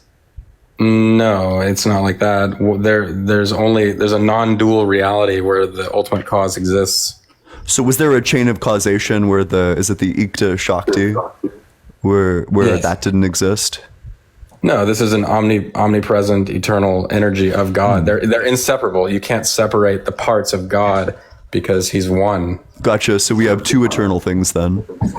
We have many eternal things, but yes, God himself. So then is there's eternal. what is an ultimate cause if there's like many eternal? It seems like there's many ultimate causes. No, there's only one ultimate cause that's eternal, but it diffracts into other smaller, energies like that. And do they share an essence? Share an essence. What does that mean? Yeah, like the essential properties of them. Is it like shared? So, like are they all like the ultimate cause? So, I mean, think about this. Like, think about a fire, and then all of the individual sparks coming off of the fire. They are also made of fire, but they're not the whole fire. So God is the same way. He is eternal. He's omnipotent. He's omnipresent. He's made of bliss and love. And our soul is also made of bliss and love, but an infinitesimal part, not infinite. So the soul is not God, but we do have the qualities of God. So you think God has parts? God is one, but he comes out in inconceivable sparks of energy, and that's wait. So you're saying that God both has parts and also does not have parts? Yeah, this is the power of God is inconceivable. It's called so it's nonsense. Achintya Shakti. It's inconceivable. So it's nonsense. Yeah, well, it's inconceivable. It's illogical, is what it is. If you're trying to analyze it with material instruments and your mind, it's impossible because, like I said earlier, it's a matter of faith. Oh, okay. So then, I mean, we've just like reached the contradiction, and we can conclude that your God doesn't exist because contradictions don't exist. I mean, you can conclude that, but I mean, yeah. So could the sun both exist and not exist at the same time? Huh? Could the sun both exist and not exist at the same time? No, because the sun is not inconceivable. Oh, okay. Does God have the power to make the sun both exist and not exist at the same time? If he wanted to. Oh, so then the sun can both exist and not exist at the same time. I mean, this is in the realm of, you're talking about the realm of material. This is the material world you're talking about. We're talking about the eternal realm where but you just like flipped your answer. No, the laws of this world do not apply to the eternal realm. You're overcomplicating it. Yeah, but I asked you conceiving this thing. Yeah, clearly. Yeah, literally. What? Yeah, we're conceiving this inconceivable thing. Like we sure are engaging with this inconceivable thing quite a bit. So, but it seems like your answer just like completely flip-flopped. Like you said at first that the sun can't both exist and not exist at the same time, but you said that God has the power to make the sun both exist and not exist at the same time, which seems to imply that the sun in fact could exist and not exist at the same time. I mean, you're complicating it. You're talking about the material realm. The sun is in the material realm. It's a temporary object. Okay, so let's run it back from the top. So could the sun both exist and not exist at the same time? I mean, not really, because you're talking about the material world. Thanks so much for the finger heart. But does God have the power to make the sun both exist and not exist at the same time in the material realm? It's not his. Thanks so much for the heart. Will. It's not. I'm asking if it's possible. If it's possible, if he wanted to, he could. It would be inconceivable for our material eyes. It's not something you'd be able to observe with your eyes. So if God could make the sun both exist and not exist, you would agree that the sun can both exist and not exist? Yeah, of course, if he wanted to. So then that contradicts your initial claim that the sun could not both exist and not exist at the same time.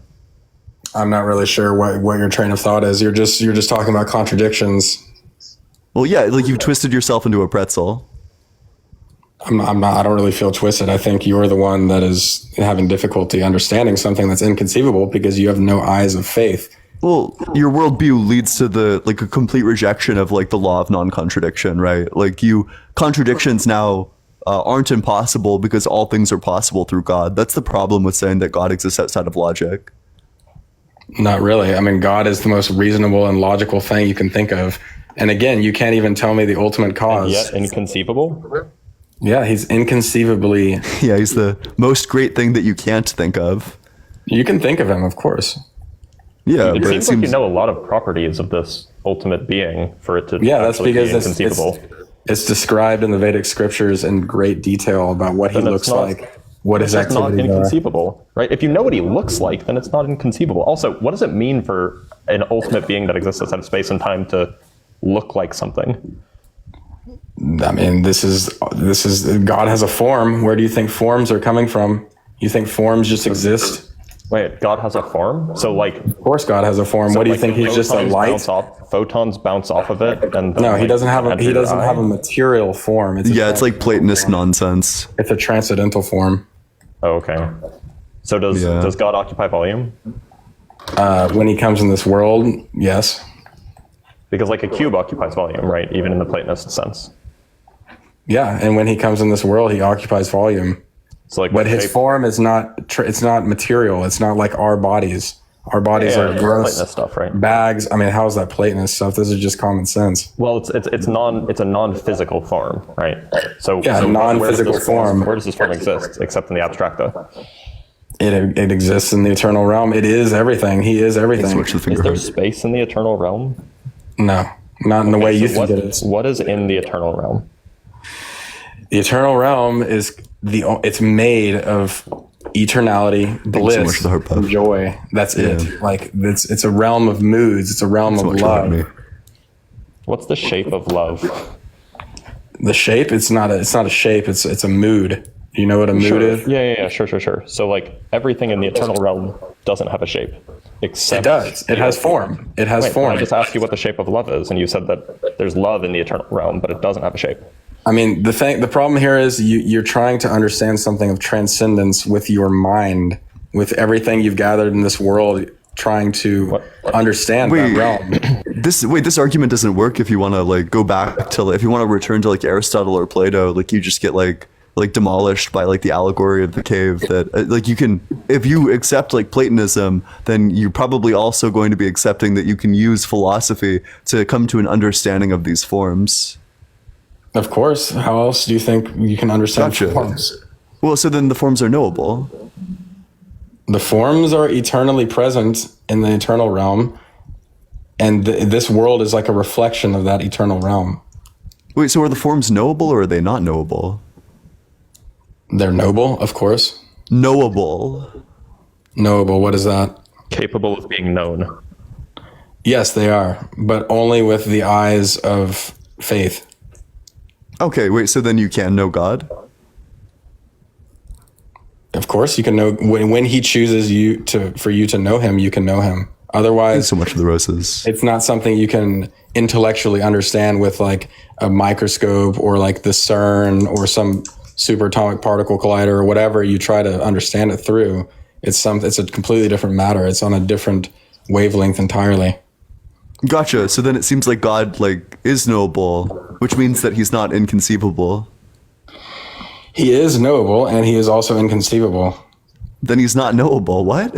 But but what is knowable? How do you even determine if something's knowable? You determine something knowable if you can dissect it with, material understanding. So something is knowable if I'm capable of coming to like a true belief about it based on some process that of like reliably gaining knowledge, like seeing it, feeling it, like inducing it via logic, like any number of those things, any like number of processes that tends to lead to like good and true conclusions. If I can use one of those processes and then form a true belief about the thing, then it's knowable.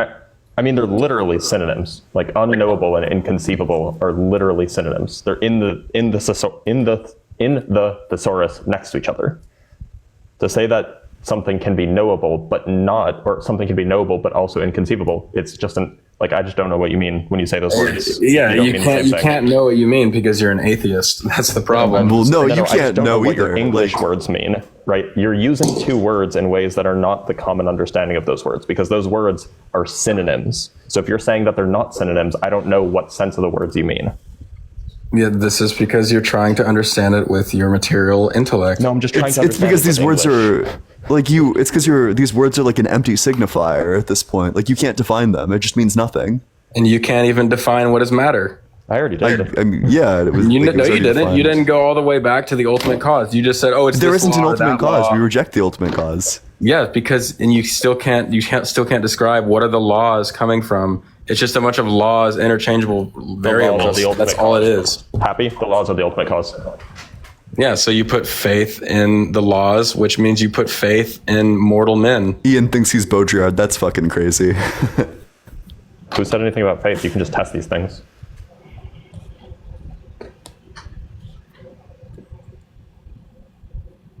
If anybody ever compares me to Bo Jared again, you're getting banned, by the way. God. No, I'm kidding. Yeah, wait, Reflector, what are you saying? I'm just trying to understand. So are you like believing a mechanistic or a reductionistic worldview? I'm a physicalist, so... Yeah, basically. So do you believe living beings are artifacts or aggregates? What do you mean by that? I don't know what these terms mean. So think of a vine. A vine is growing on the tree, right? You cannot explain the vine by its individual parts because its form is responsible for the way it's growing. If you cut a piece of that vine off, it regrows. Now, if you look at a machine, if you cut a piece of the machine off, then it doesn't work because it's an aggregate of pieces. So the form in the vine is something greater than the parts itself. And so living beings have imminent teleological purpose. They're self-perfecting. Machines are not like that.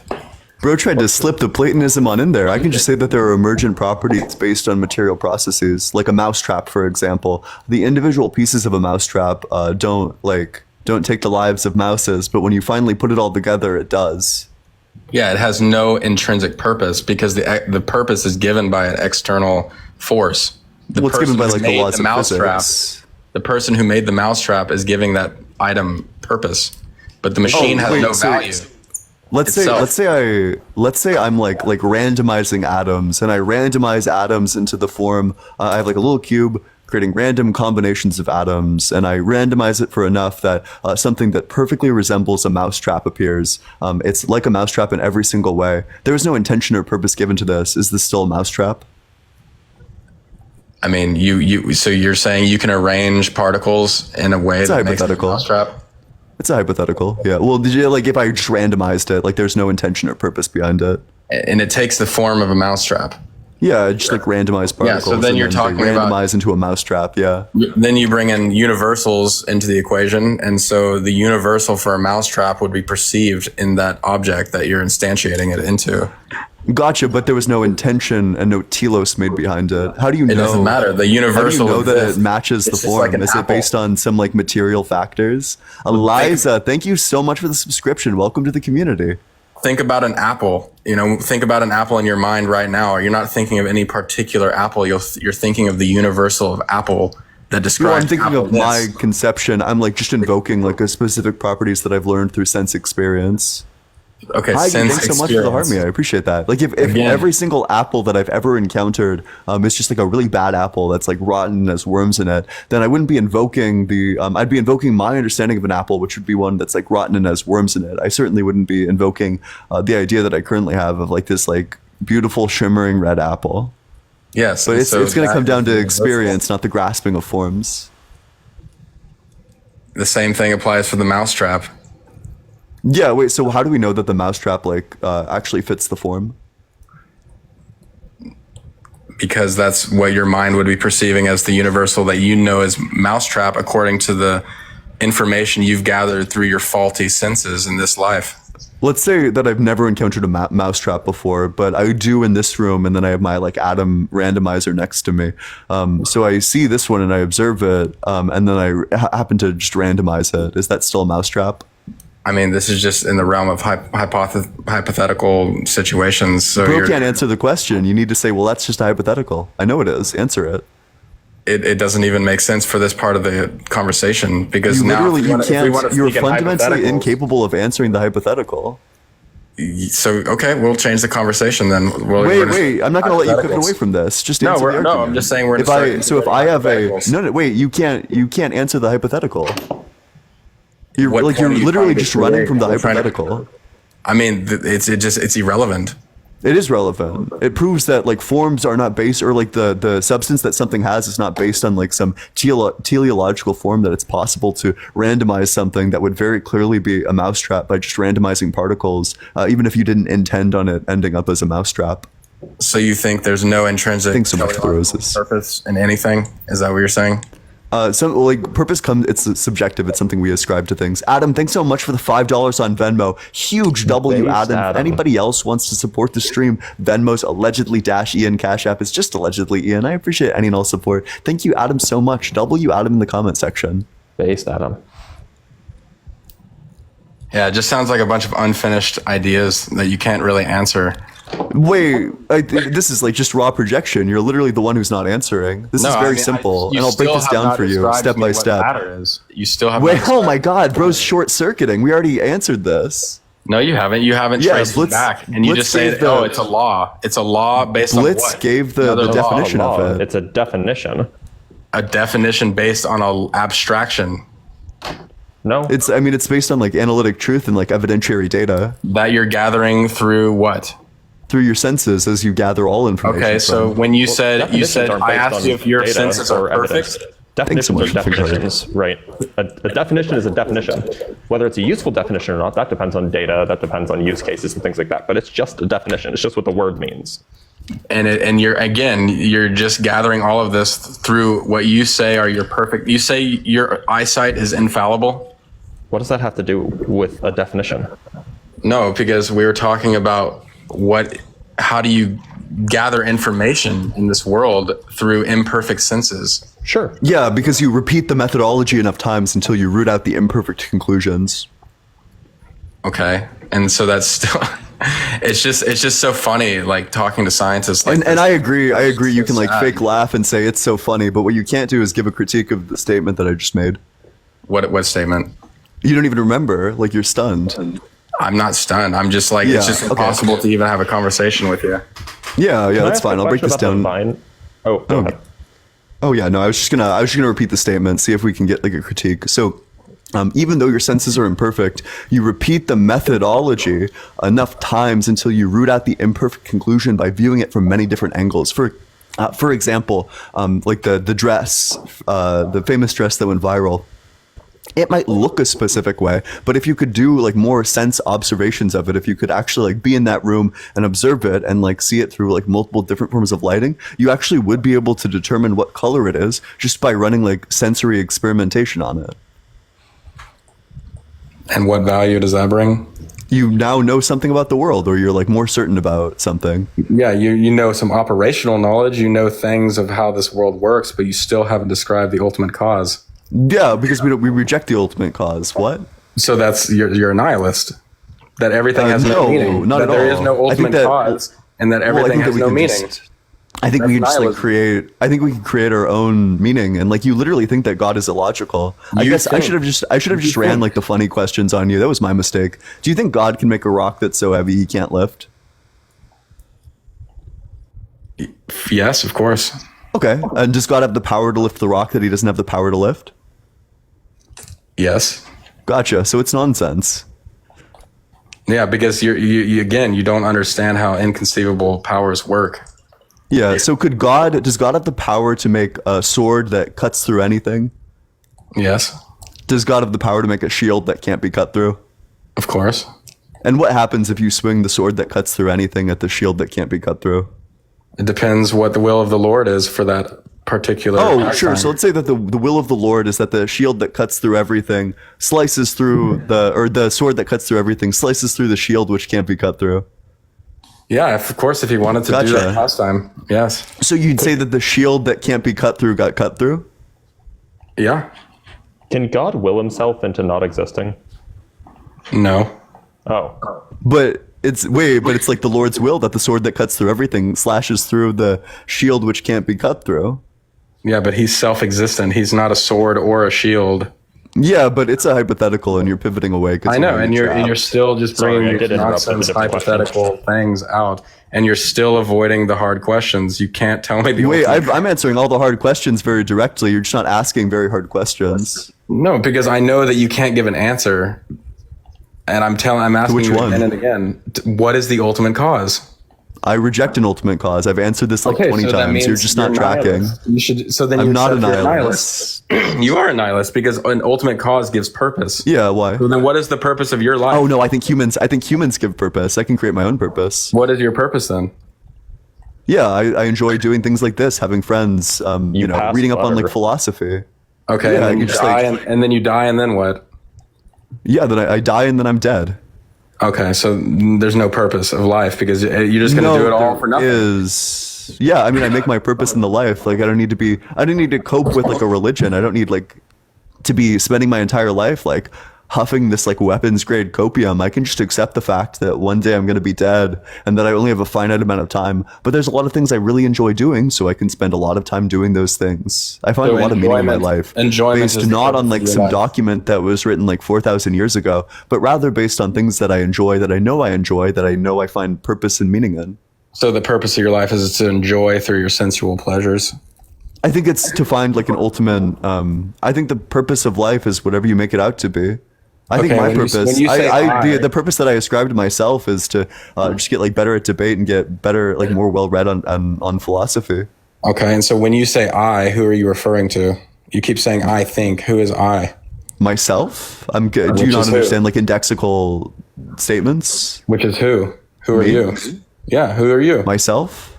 Which is what? The person saying words. A combination of atomic particles? Yeah, I mean, yeah, I think that we're made of particles. Like, I'm not sure what the... So that means is that just the question, or...? No, that means you believe in a mechanistic worldview. If you just believe you're an aggregate of a bunch of particles. And I agree that you can say that I believe in like a mechanistic worldview, but unless that... So if you think that that means that I think that like there's no emergent properties, then that's just not true. I mean, no, because if you just think you're an aggregate of a bunch of particles, that means you're just a biological machine. And then if you take a machine has no inherent purpose. So if you consider yourself a bunch of atomic particles bumping around, this is nihilism. Oh, no, it's not, because I can just make my own meaning. Okay, who is I? You can't even tell me who you are. Are you just from America? Yeah, more or less. Okay, so you're just this aggregate of particles. That's who you are. It depends at what level. Like there's different levels of identity, right? Like I exist at multiple different levels of identity. Like I'm a part of like America. I am at some level just a bunch of particles bumping into each other. I'm Ian. I'm the collection of all of these particles. Like I'm a lot of different things depending on how you view it. Have you heard of the term ahankar, which means the false ego? Tell me about it. No. So the false ego, so the way it's described in Vedic sciences is there's different types of bodies. There's the physical body, which is, all of our blood and everything we're in right now. And then there's the subtle body. And one part of the subtle body is called the false ego. So the false ego gives you the impression of I. You're like, oh, I am American. I am Ian. I am human, without recognizing that you're actually an eternal particle of spirit. You're the soul. So that's the thing, is when I'm asking you who you are, you're just giving me a bunch of things based on the false ego. You don't really know who you are. Well, yeah. So do you know what an analytic truth is? An analytic truth? Yeah. Tell me. Yeah, so an analytic truth is just going to be based on definitions. So the definition of certain words are going to be indexical. So when I say I, that means something different from when you say I. It means something different from when Blitz says I. It refers to a different object in existence. So when I say I, it refers to me. When you say I, it refers to you. When Blitz says I, refers to Blitz. It's an indexical word, despite the fact that the word is the same. And what this indexical word is defined to mean is, for terms like I and me, it's just meant to refer to the individual who is invoking the word in the first place, the entity invoking the word in the first place. Okay, you can call it like an entity. Ian, you can call it self, you can call it like a bunch of fucking particles in America. So why would you not want to define who you are? I do. It's like by definition, I am just the entity saying this word. Okay, so then you're an entity that's coming from the aggregate of all of these individual particles, and you're just an emergent property of the brain, a bunch of chemicals. That's who you are? Yeah, more or less. Do you have wait, can you tell me what contradiction is entailed by that? Oh, I'm not talking about any contradiction. It's just gotcha. So logical. You're just like saying my worldview back to me? I'm asking you who you are, and you can. You can say I'm a different person on different levels. I agree with the statement that I'm like a bunch of particles. I also agree with the statement that like I'm Ian from America. I'm both of these things. Okay, so then again, if you're just an aggregate of particles, that means that inherently you have no purpose because you're like a machine. And this is nihilism. So. I don't view it that way at all. In fact, I think meaning is a thing that specifically stems from an individual's brain, that it is by definition the experiential feeling of feeling like something has meaning. It's a qualitative experience, like looking at blue or feeling pain, which means that it's just like the label that I've attached to the qualitative experience of finding something meaningful. That's just going to be an analytic truth to say that I can find meaning in things that I find meaningful. Yeah. What is the meaning of meaning? Meaning is the relationship between a context and its content. So, I mean, when you talk about meaning, define what is meaning. Like you're saying that meaning is something that's superimposed onto someone by their own beliefs. I think meaning is something that stems from the individual's like mental and intentional states. Yeah, and so that's, again, it's fallible. It's all fallible because people are defining who they are based on information. Yeah, humans are fallible. What's your critique? Yeah, but we can repeat like scientific methodology. We can repeat empirical methodology enough times until we root out the bad conclusions.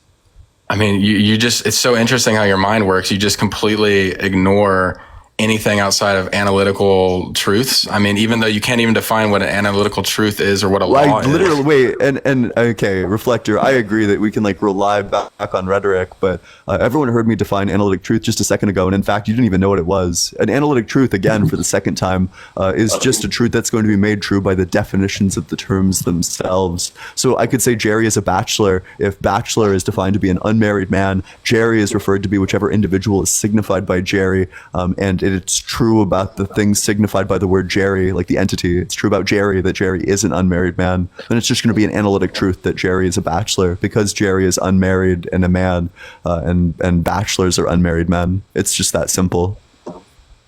Yeah, you're making it more complicated. So you believe... I have to over-explain it to you because that's just the level you're at, I think. The way that you convey it is strange. But do you believe in a prime mover? I've already told... Wait, what do you mean by that? Like, do you believe in a prime mover, an original prime matter? Like, where does that pure potential coming from of this entire world? Like, you just think it's just chance? It's like you're stuck 2,000 years ago. Thanks so much for that mustache. Like the language of like pure potentials and prime. Like it's like you read Aristotle and Plato, and then you stopped reading philosophy. Well, that's because all modern day philosophy has taken out the two main causes of the formal cause and final cause. If you even talk to a philosopher, they don't even acknowledge those causes. Yeah, it's almost like bad arguments stop getting made, right? Like if the argument is bad, eventually it's going to get weeded out. I mean, that's just there's a reason why nobody makes like Plato's argument about how all knowledge is just because we're like souls who come from like the soul dimension, but then we have amnesia, so we lose all of our memories, and knowledge is just us like regaining our memories of the forms. There's a reason nobody makes that argument anymore. It's because it's like unsubstantiated like nonsense. There's literally no argument for it. Yeah, because it gets in the way of us enjoying the world with our senses, and that's what you've given meaning to of this life, is just everything that you enjoy through your senses, that's it, and there's nothing more, and there's no need to question it further, because that gets in the way of my enjoyment. It's not about strictly enjoyment, it's about finding meaning. I find meaning in the things that I find meaning in. And you said your meaning, trivial. You said your meaning is through what you experience in this world. You said, oh, I like to have friends, I like to talk, I like to do this and that. Like that's all what you've given meaning to. And you're afraid to look further than that and find what is the ultimate meaning. I look further than that every single day. It's just that all your arguments are really bad. You literally said God is. What are you talking about? My arguments? How are these my arguments? Yeah, well, yeah. I mean, so every time I debate a theist, and they have to retreat to like, well, God just doesn't make sense. God's illogical. Sorry. That's just fucking nonsense. Like I'm very confident about not believing in things that are illogical, and it seems like you like believing in things that are illogical, but that's just not what I'm about. I like logic. I like reasoning. Okay, logic based on what? On what you gather based on in this like world? Rules of logic, like based on like inferential rules, like modus ponens, like. And so, what is the purpose of logic if it doesn't lead you into believing God? What? What's the purpose of logic if it doesn't lead you to believing in God? To get you a better understanding of the world, to get you better on like like making logical inferences about things, to make you what's the purpose of that? More correct opinions about things. If you're just going to die and there's because nothing, I find purpose in it. Because it allows me to live a more fulfilling life. You feel fulfilled? I do. Extremely fulfilled. Yeah. And then when you die, it's all for nothing. It sounds like when I die, when I die, I won't know or care. You won't know or care. Okay. What if you find out that? What if you find out you were wrong? Do you think you'll have some feeling of remorse or like some? Yeah. I mean, if I die and I find out that I'm wrong, then like that's whatever. But I'm pretty confident that I'm not wrong insofar as contradictions don't exist. Your worldview entails a contradiction, therefore your worldview is not true. Yeah, it's just so sad because there's so much more purpose than just what we experience in this world through our senses. And I agree, you can like whine and senses. grandstand, but what you haven't been able to do is even a single time is like provide a good argument. You haven't been able to give a critique or point out a contradiction in my worldview. Do you have anything else? Otherwise, I'm probably going to move on to a guest who has better arguments. Yeah, go for it, man. Have a incredible day, and I hope you find purpose. Yep, I already have purpose, but thanks so much for coming on up. Make sure you're double tapping on that screen. Share it with your friends. Damn, I was like flexing on that guy, but I do enjoy that. I enjoy guests who have like intelligent philosophical perspectives. I'm sorry, So guest. did I you was too enjoy mean that to you. conversation or no? I did. Yeah, I thought that conversation was killer. I loved that. Oh, okay. Arion, thanks so much for the $5 on Cash App. You had huge W Arion in the comment section. I appreciate it. Yeah. Wait, what's up? You had such a good. I gave you such an opportunity to dunk on that person, and then you said, "Yeah, I did enjoy it."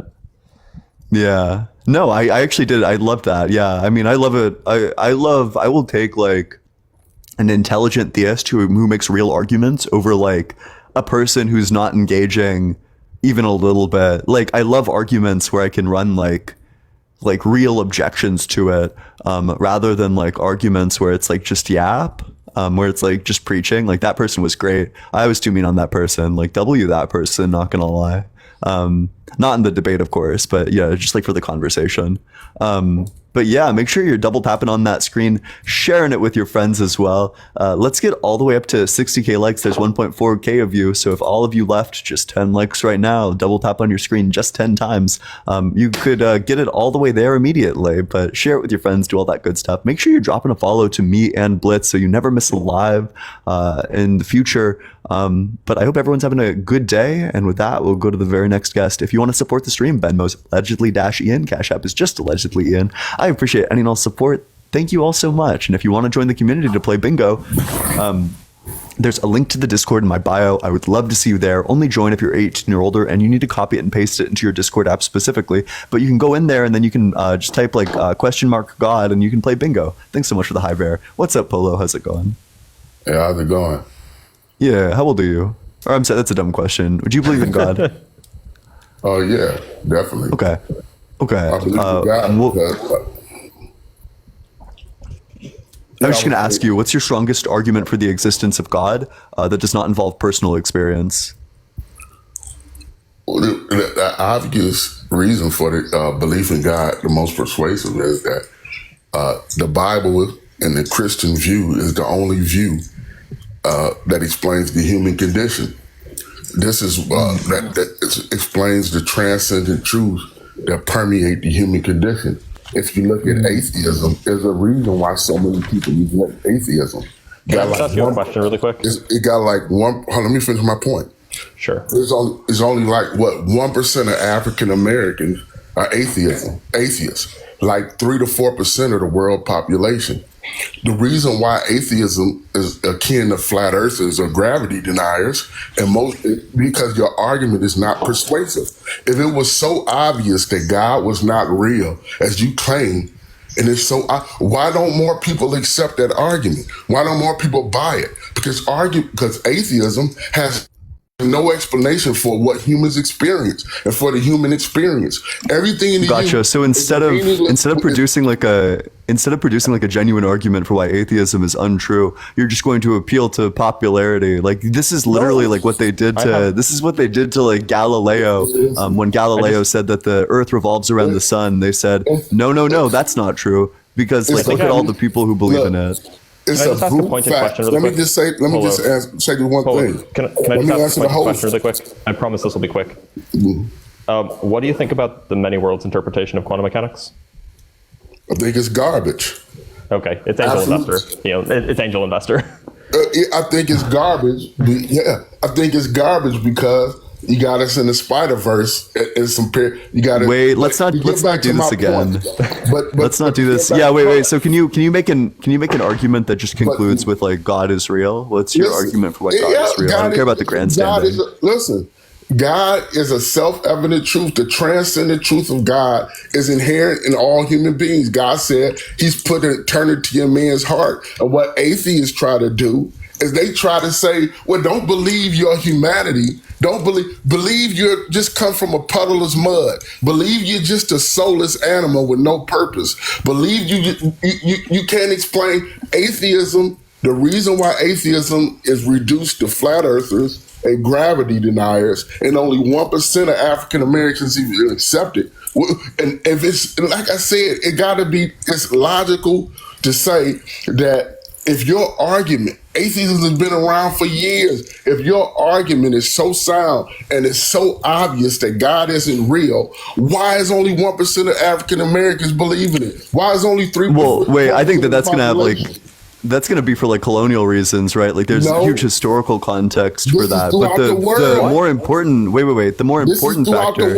Wait, hold on. I like let you finish. You got to fucking chill out, buddy. So what it's going to come down to is probably like historical, like colonial factors, like pretty obviously. But setting that aside, atheism is on the rise like everywhere. So atheism is going to eventually take over organized religion, but also this appeal to majority is like extremely weak. You need to make a real argument. No, it's not. Could I get It's also backwards, right? No, it makes perfect sense. If you look at the demographics, hold up. If you look at the demographics of atheism, the majority of atheists, almost half, live in China. People, look, you can't explain anything. The reason why atheists are always doing half-ass internal critiques that make you're just wait. You're just doing like meta commentary. I don't care about the grandstanding. Just make an argument for why God is real. I don't care about like your grandstanding. I'm making my point. I don't care about your grandstanding. Could you just get to the point? I just told you. Nobody cares about like the meta. Real. Just get to the substance. God is real. Yeah. Wait. So what's can I get premise one? What's premise one of your argument? God is real because it's a self-evident truth that explains the transcendent truths that permeate the human condition. Let me finish my point. It's exactly what Gödel said in his incompleteness theorems and his ontological proof. This is why he was a Platonist who believed in God. Can you walk us through the ontological proof by Gödel? But the reason is there's humans don't go outside. They don't go outside. They don't look at the sky. They don't look at the stars or look at the moon and say, wow, this is all nothing. I'm just a meaningless, soulless piece of meat. The atheist worldview has no explanation for the Bro's doing more meta commentary. You don't know. So you don't can I ask you a question? You don't have any explanation. Do you think God knows all things? Yes. Okay. Do you think is it possible is it possible to form a set that includes all sets which do not include themselves? Is it possible to what?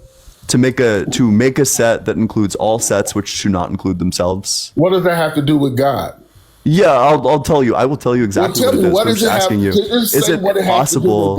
Is it possible to make? It has nothing to do with God. Set? Wait, it does because it implicates his omniscience. It means that because you don't know. How do you know anything about God? God is outside of time. You've been on Earth. Yeah, because if God knows everything, okay. Ian, tell me how do you know any? Hold on. How do you? Let me break this down for you. Tell me, how do you know anything about God's existence? You've been on Earth 20, 30, 40 years. That's like 0.00. Bro's getting personal. We're resorting to ad homs already. Hold up. How do you know? No, tell me. We doing ad homs already. We've been. Tell me. No, I don't think I think God doesn't exist because of this logical argument. You're smarter than God. I'm sorry if you don't like logical argumentation, but I'm trying to make this like a bit clear. But you a flat earther, Ian. I sure am not. Nobody buys what you're saying. Why is Bro's getting personal with it? Dude's like just doing ad homs. Calm down. I ain't doing ad homs. I'm just telling the truth. You say that I'm a flat earther. That's not the case. Calm down, buddy. You have to listen. You have to accept the fact. Angel, calm down. That people reject atheism because atheism. Wait, Bro's doing more meta commentary. Nobody cares. Get to the substance. Listen, that's the substance. Nobody cares. Get to the substance. Wait, this is just an appeal to popularity. You're engaging in logical fallacies. Do you think? Wait. So if all of the world thought that you were like the worst person on Earth, would that make it the case? Can I finish my point? If the entire world thought that you were the worst person on Earth, would that make it the case? Can I finish? No, of course not. Oh, gotcha. So then we can't just appeal to popularity. We need to make real arguments. But we can appeal to it When the fact is, atheism has been around since ancient Greece. People have been talking about against God.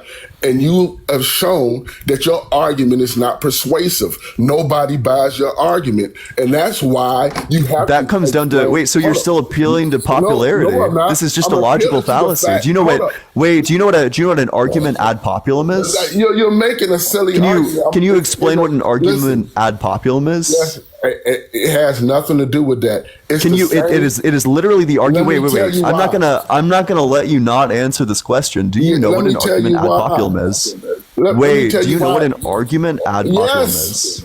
It's an argument out of popularity. But let me tell you why that doesn't apply. Yep, and that is exactly what you're doing. It's a fallacy. Can I tell you why that doesn't apply? Can I tell you why tell me why that doesn't apply.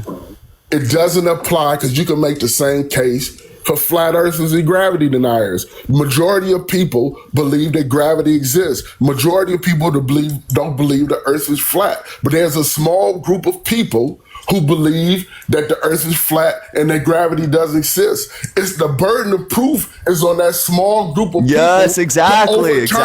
So in both cases, you need to rely not on which belief is popular. You need to rely on the evidence and the logic behind it. Yes. You need a logical proof that the earth is flat or that the earth is not flat. You need a logical proof that God exists or that God does not exist. You cannot just say the majority of people believe this thing, that means it's true. You're making my point for me. What I'm telling you. Gotcha. So what's the logic? So I don't care about the appeal to popularity. Let's just focus on the transcendental argument.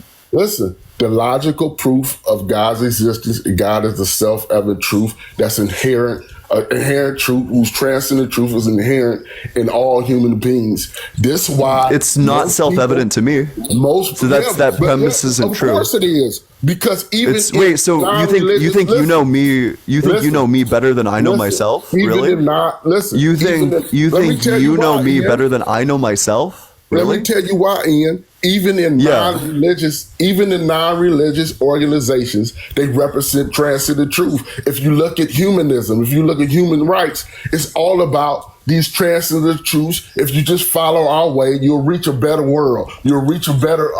If you look at climate change, if you just follow our way to these transcendent truths, and you eat wheatgrass and live in tree houses, we'll live in a better world. Everything incorporates. So this is not an argument. This is not an argument for why your God exists. This is an argument for why you ought believe in God. But that's also not going to be true based on the simple fact that empirical data has led to a better world. That scientific data that does not rely on religious truths has led to an even better world with things like modern technology, modern medicine. Science has advanced our world. Your religion has simply held it back. But I'll ask you. So which transcendental truths are we referring to? The transcendent truth, for instance, of justice. The transcendent truth of justice. That's a transcendent. So did God make it such? Did God make it such? Did God make it? I'm asking you a question. It's a clarification question. Did God make it such that justice existed? Yes, justice exists because. Gotcha. So then there was. Is God all just? Can I answer the question, Ian, without you? It's just a yes. You already answered it. Yes. Is God all just? Let me answer the question, please. You already answered it. Is God all just? No, I didn't. I'm gonna tell you why you can't answer transcendent truth of things like justice. Wait, I'm answering it right now. Can I answer the question? Yeah, I'm answering it right now. You just skipping all over the place. I'm just wait. I'm not skipping all over the place. You're just not tracking. I'm moving very linearly with you. We're going step by step, buddy. I'm not bouncing from place to place. You're just not tracking. Atheism has no explanation for justice and why people desire justice, because the atheist, when a woman is raped, is just the brute fact of nature. It's not that it's inherently wrong. It's not an inherent truth that grape is wrong. It's just a brute fact that people are mindless, soulless animals born out of primordial soup, and they have a mind of great women. So you have no. Do you want to project these beliefs onto? Wait, I don't believe. You're straw manning me. I don't believe that that's the case. I believe that. Wait, Angel, do you want to ask me what I believe, or do you want to just project beliefs onto me? Listen, Ian, That was a dichotomous question. I want a dichotomous answer. Do you want to ask me what I believe, or do you just want to project beliefs onto me? I'm gonna want an answer to that question. Yeah, but it's bro, it's stunned. You can't even answer. Atheist. Wait. Do you want to ask me about my beliefs, or do you just want to project beliefs onto me? Ian, do you believe grape is wrong? I do. Okay, now if a person says they believe grape is right, it's just the way they are, it's just how they born, why are you right, inherently right, and why are they inherently wrong? Yeah, that's going to come down to the objective standard of our specific brain states in regards to things like suffering that are experienced Wait, can I answer the question? Based on our brains. Wait, can I answer the question? Based on our brain state.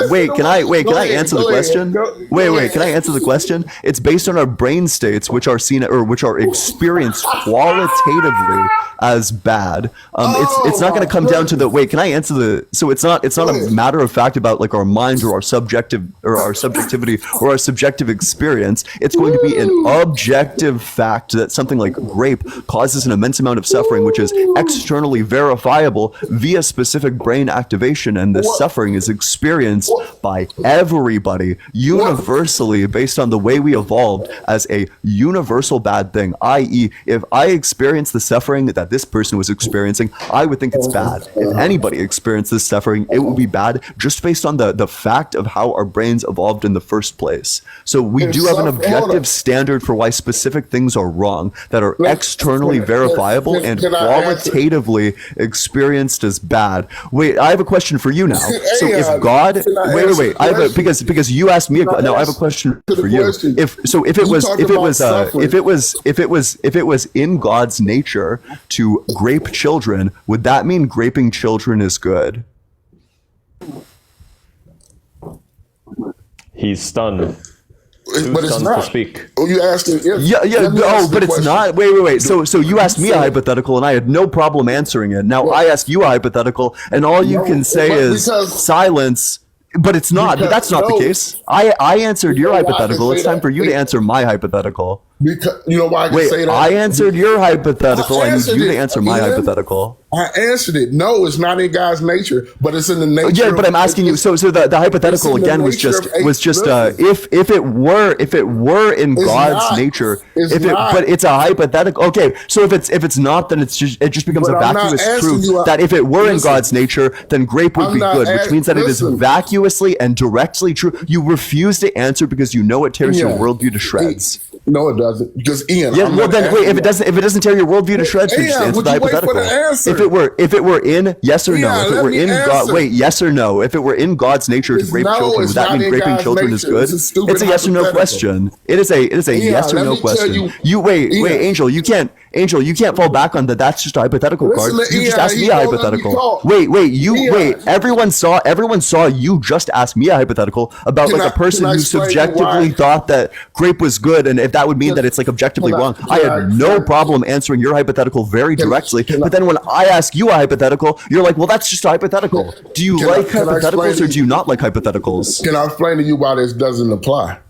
Yeah, go for it. It doesn't apply because I never asked you a hypothetical. I gave you the world. It does. You did. Some gaslighting. The world you did. Everyone saw you ask me a hypothetical. You did. You absolutely did. I gave you I'll tell you the hypothetical that you asked me that everyone remembers. Caddy, thanks so much for the $10 on Venmo. Huge W Caddy in the comments section. If anybody else wants to support the stream, Venmo's allegedly Ian. Cash App is just allegedly Ian. I appreciate any and all support. Thank you all so much. The hypothetical that you asked me was if, keyword if, an individual subjectively thought that grape was right, would that mean that grape is right? But that's not a hypothetical. That's a atheist. Can you find me the person who thinks that? Can you find me the person who and the Christian worldview? I can just turn this back on you. I have no problem just running the same argument against you. It's just going to be the Christian worldview that if it was in God's nature to grape kids, then that would mean graping kids is wrong. Thanks so much for the hat and mustache, Jessica. I appreciate it. The reason why you keep interrupting me because you know how silly you look. The reason you can't answer the hypothetical is because you're fundamentally incapable of engaging in a logical dialectic. From an atheist, you're doing meta commentary now. You have no explanation. You're doing meta commentary. Wait, you literally can't engage with the hypothetical. You're just not answering. Ian, you talked about suffering. Why is it bad? Why is suffering bad to an atheist? Because it's qualitatively experienced that way. In the same way blue is qualitatively experienced as blue, suffering is qualitatively experienced as bad. Why does suffering happen, Ian? It happens based on specific activations of neural pathways from action potential thresholds that are overcome via a specific ratio of potassium and sodium. Listen, but why you still haven't explained why it happened? Where does suffering come from? You can't explain suffering. You can't explain. I just did. Wait, and I agree. You can say that I can't explain suffering. I just did though. That's fine. Wait, Angel. I'll go slower for you. Most people. Suffering comes. That's fine. I'll go slow for you. I'll take it real slow. Suffering comes as a result of the activation of specific neural pathways based on the overcoming of action potential thresholds based on an input of sensory data that leads to the specific ratio of sodium and potassium being overcome, which leads to the activation of these pathways. This is all precognition, and then this all eventually leads to the qualitative experience of suffering. That's where suffering comes from. Now let me explain to you the Christian worldview. Wait, do you have a critique of this? I'm about to tell you. The Christian world, I'm telling you, I'll be quiet for a second. All you doing is rambling. The Christian worldview. Bro's not tracking. Go for it. The Christian worldview is that suffering occurs because we're outside of God's law and we're separating from God and in a state of sin. And that's why the transcendent truth of suffering exists, and we want justice. And that is the reason your silly, stupid explanation is the reason why only 1% of African Americans accept atheism and 3% of the world. What you said makes absolutely no sense. You sound like a lunatic. People are suffering because of people's brain state. So people are raping women and essaying women just because of a brain state. That's why people think it's an inherent truth that is wrong, not that it's because of some brain state. Somebody can say it's just a brute fact of nature that my brain state is to grape women. So I'm graping as many women as I want to grape. You can't say anything about that as an atheist. This is what, because you can't say it's inherently wrong. It's an inherent truth that is wrong. Therefore, I just did. Wait. Justice. Polo. This is a tracking issue. Basis for justice. Polo, this is a tracking issue. So let's go through the play-by-play of what happened. So you started with, well, you're an atheist. You can't explain why grape is wrong because it's all subjective. And then you asked me, so would it be wrong if somebody subjectively thought it would? I said it would for these neurological reasons. You provided no contradiction or critique of this, and then you pivoted back to your conclusion. You didn't win your conclusion, but you're trying to pretend and posture as if you did. What is the critique of the worldview that I gave as to where objective suffering comes, or objective badness comes from? The problem is that after I gave you this explanation, it's a rhetorical question. After I gave you this explanation, you then pivoted away from an internal critique of atheism. You pivoted away from the internal critique of atheism to explaining the Christian worldview. I didn't ask. That means your internal critique failed, which means that you're conceding that I actually do have objective morality. He's never talked with an atheist who claims objective morality, because he doesn't know that atheism and morality views are not necessarily tied together. Morality. So what's your critique? What's your critique of my summary of where objective morality comes from? How is morality defined, Ian?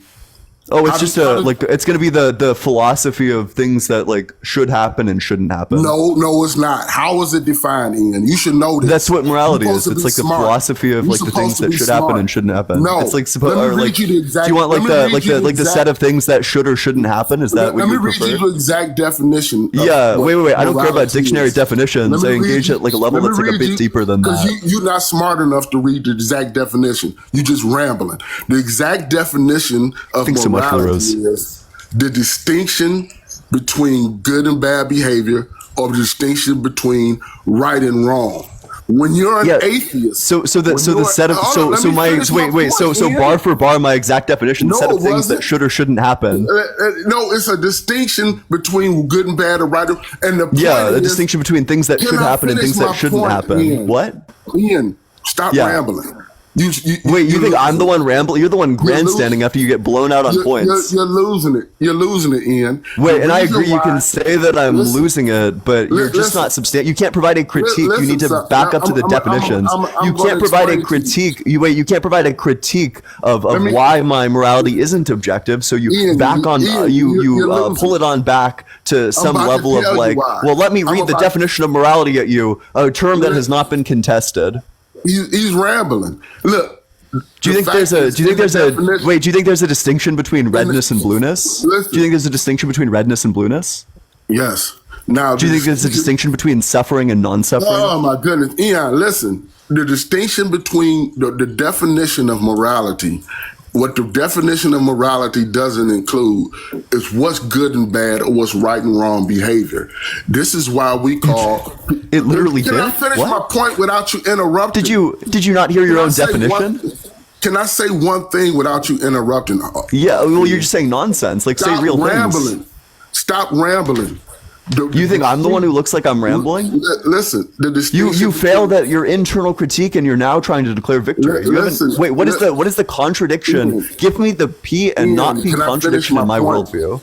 Can I just get the contradiction in my worldview? Yes, I'd prefer that. Yeah. And I expect it in the form of like P and not P. Can I give you the contradiction in your worldview? Yeah, go for it. Yeah, what's the contradiction? Yeah, the contradiction in your worldview is when you say you can have morality and you can't have morality and you can't have a moral law, an objective morality. And the reason why you can't, because the very definition of morality is the distinction between right and wrong, good and bad. This means that the definition doesn't explain what behavior is good and evil or right or wrong. So it's left to the subjective mind of the individual. If a sex trafficker, for instance, says they are trafficking women because they think it's right, that's their distinction between right and wrong, and they have morality. But that's a difference between I already told you that my morality is subjective. I already told you that my morality is subjective. You failed to provide a critique of that. So that's the problem with your worldview, that nothing is inherently wrong or inherently evil. It is. You're short circuiting. You're literally on your dialogue. You are incapable of engaging. You're short circuiting right now, bro. Anybody can have their own distinction. You are short circuit. I've already told you what the objective external standard is. It's not objective, Ian. Yeah, wait. So is the amount of sodium and potassium in a specific region of the brain an objective fact? Yes, but the act. Then it's objective. But listen, Ian. But it's not objective if it's right or wrong. Because it's qualitatively in the same way that blue is qualitatively experienced as blue. Suffering is qualitatively experienced as bad. In the same way that blue is objectively blue, suffering is objectively bad. Suffering is a brute fact of nature, Ian. Yeah, but it's experienced as objectively bad in the same way that blue is experienced as objectively blue. Ian, you can't tell me why Polo, calm down. Stop pivoting. Stop pivoting away. If a person I'm not going to let you pivot, Polo. I'm not going to let you pivot. Is blue objectively experienced as blue? Ian is just running. Is blue objectively I'm not running from it. You're literally pivoting. Pure projection. I'm sticking with the objective morality conversation. You're the one pivoting away. Look, it doesn't make the act objectively wrong or right. If a person is blue? I understand that's your conclusion. I have not agreed to that. Hey, Ian, if a person has a distinction between right and wrong, you're just projecting. You have no reason to say it's wrong. None. I do. Absolutely. Wait. So is okay. You can't say grape is objectively wrong. I'm sorry. Let's keep this linear. Is blue objectively experienced as blue? Yes. Okay. Is suffering objectively experienced as suffering? No. Suffering is not objectively experienced as suffering. Bro denies the law of identity. You think wait, so if I'm wait. I just want to be clear. So you think if I'm experiencing suffering, that doesn't necessarily mean that I'm experiencing suffering? Wait, I need to know. I need a clear explanation on this. So are you saying that I'm going to put forward the proposition. If I experience suffering, if I experience suffering, then I experience suffering. Do you agree or disagree? No, Rian, because do you agree or disagree with that proposition? Do you agree or disagree with that disagree. proposition? Can I tell you why I disagree? Wait, you disagree that if you experience suffering, that you experience suffering? Bro rejects the law of identity. Wait, do you think A equals A? Do you think A equals A? Do you think A equals A? Yeah, and the reason why you're Do you think A equals A? Answer the question. Do you think A equals A? Yeah, Yes. cool. Wait, so if A equals A, then the experience of suffering is the experience of suffering. Do you agree or disagree? But Ian, what you don't understand is that human experience Wait. That's an agree or disagree question. Wait. So if A equals A, is the experience of suffering the experience of suffering? Hey, chat. Do you see how Ian? Wait, bro needs to appeal the chat. Wait, I know. Wait. Everyone knows that my chat hates me. That's fine. You can't appeal the chat. Wait, bro got backed into a corner. Wait, so if A equals A, if A equals A. So you think A equals A, but you don't think that the experience of suffering is the experience of suffering? I'm gonna keep on asking this question until I get the answer. So is the experience of suffering the experience of suffering? Can I answer the question now? It's a yes or no answer. No, and I'm telling you why. Let me explain the experience why. of suffering is not the experience of suffering. The experience of suffering is not the experience of suffering. Really? Let me explain why, Ian. Let me explain why. You think the experience of suffering is not the experience? Is God God? Is God God? Why won't he let me talk? Is God God? Why won't yes. Is God God? Yeah. Okay. Wait. So what logical rule are you going to? What logical rule are you going to refer to? What logical rule are you going to appeal to? Why is God God? Can you explain why God is God? Ian, let me answer. Can you explain why God is God? Ian, would you please be quiet and let me answer the question? Yeah, go for it. The reason why suffering transcends the physical is something that I talked about earlier as a transcendent truth. There's people who enjoy suffering, people who want to go through suffering. There's all sorts of levels of suffering. It's a transcendent truth, though. If suffering is right or wrong, that's a whole different subject. And you can't say as an atheist that raping a woman is wrong, and because someone else could say grandstanding. Grandstanding. Suffering is suffering. You can't say that raping this woman is wrong. Suffering because you have is no suffering. explanation of transcendent suffering. Truth. Also, suffering is suffering. Mic Just drop. to be clear, definitionally, no. Wait, wait. You got the big mic drop moment. You got the mic drop moment, and all you had to do was reject the law of identity. Listen, this is why Ian was running, because he can't explain the Wait, I don't give a single fuck about the meta commentary. But let's do it like this. Let's break it down. He's stuck in the Wait. So if let's go premise by premise. If something is A, then it is A. Agree or disagree? I agree. Okay, so I just suffering. explained to you, Ian. I just explained to you. So is suffering suffering? You don't think anything is metaphysical suffering, or transcendent? Is suffering you don't think anything is transcendent? Is suffering suffering? That's fine. I'll keep on muting you. Is suffering suffering? It's a yes or no question. Oh, I answered the question. I just answered. So you think suffering is not suffering? Because there's So do you reject the law of identity? Oh my goodness. Boy, Ian, you just looking stupid. Look. Well, that's a yes or no question too. And I agree you can say that I'm looking stupid. I agree you can say that I'm looking stupid. But the question is just do you reject the law of identity? That's a dichotomous question. Can I get a dichotomous answer to the dichotomous question? Listen, I'm explaining to you that there's transcendent truths about suffering. Wait. That's not the question. The question is just, do you reject the law of identity?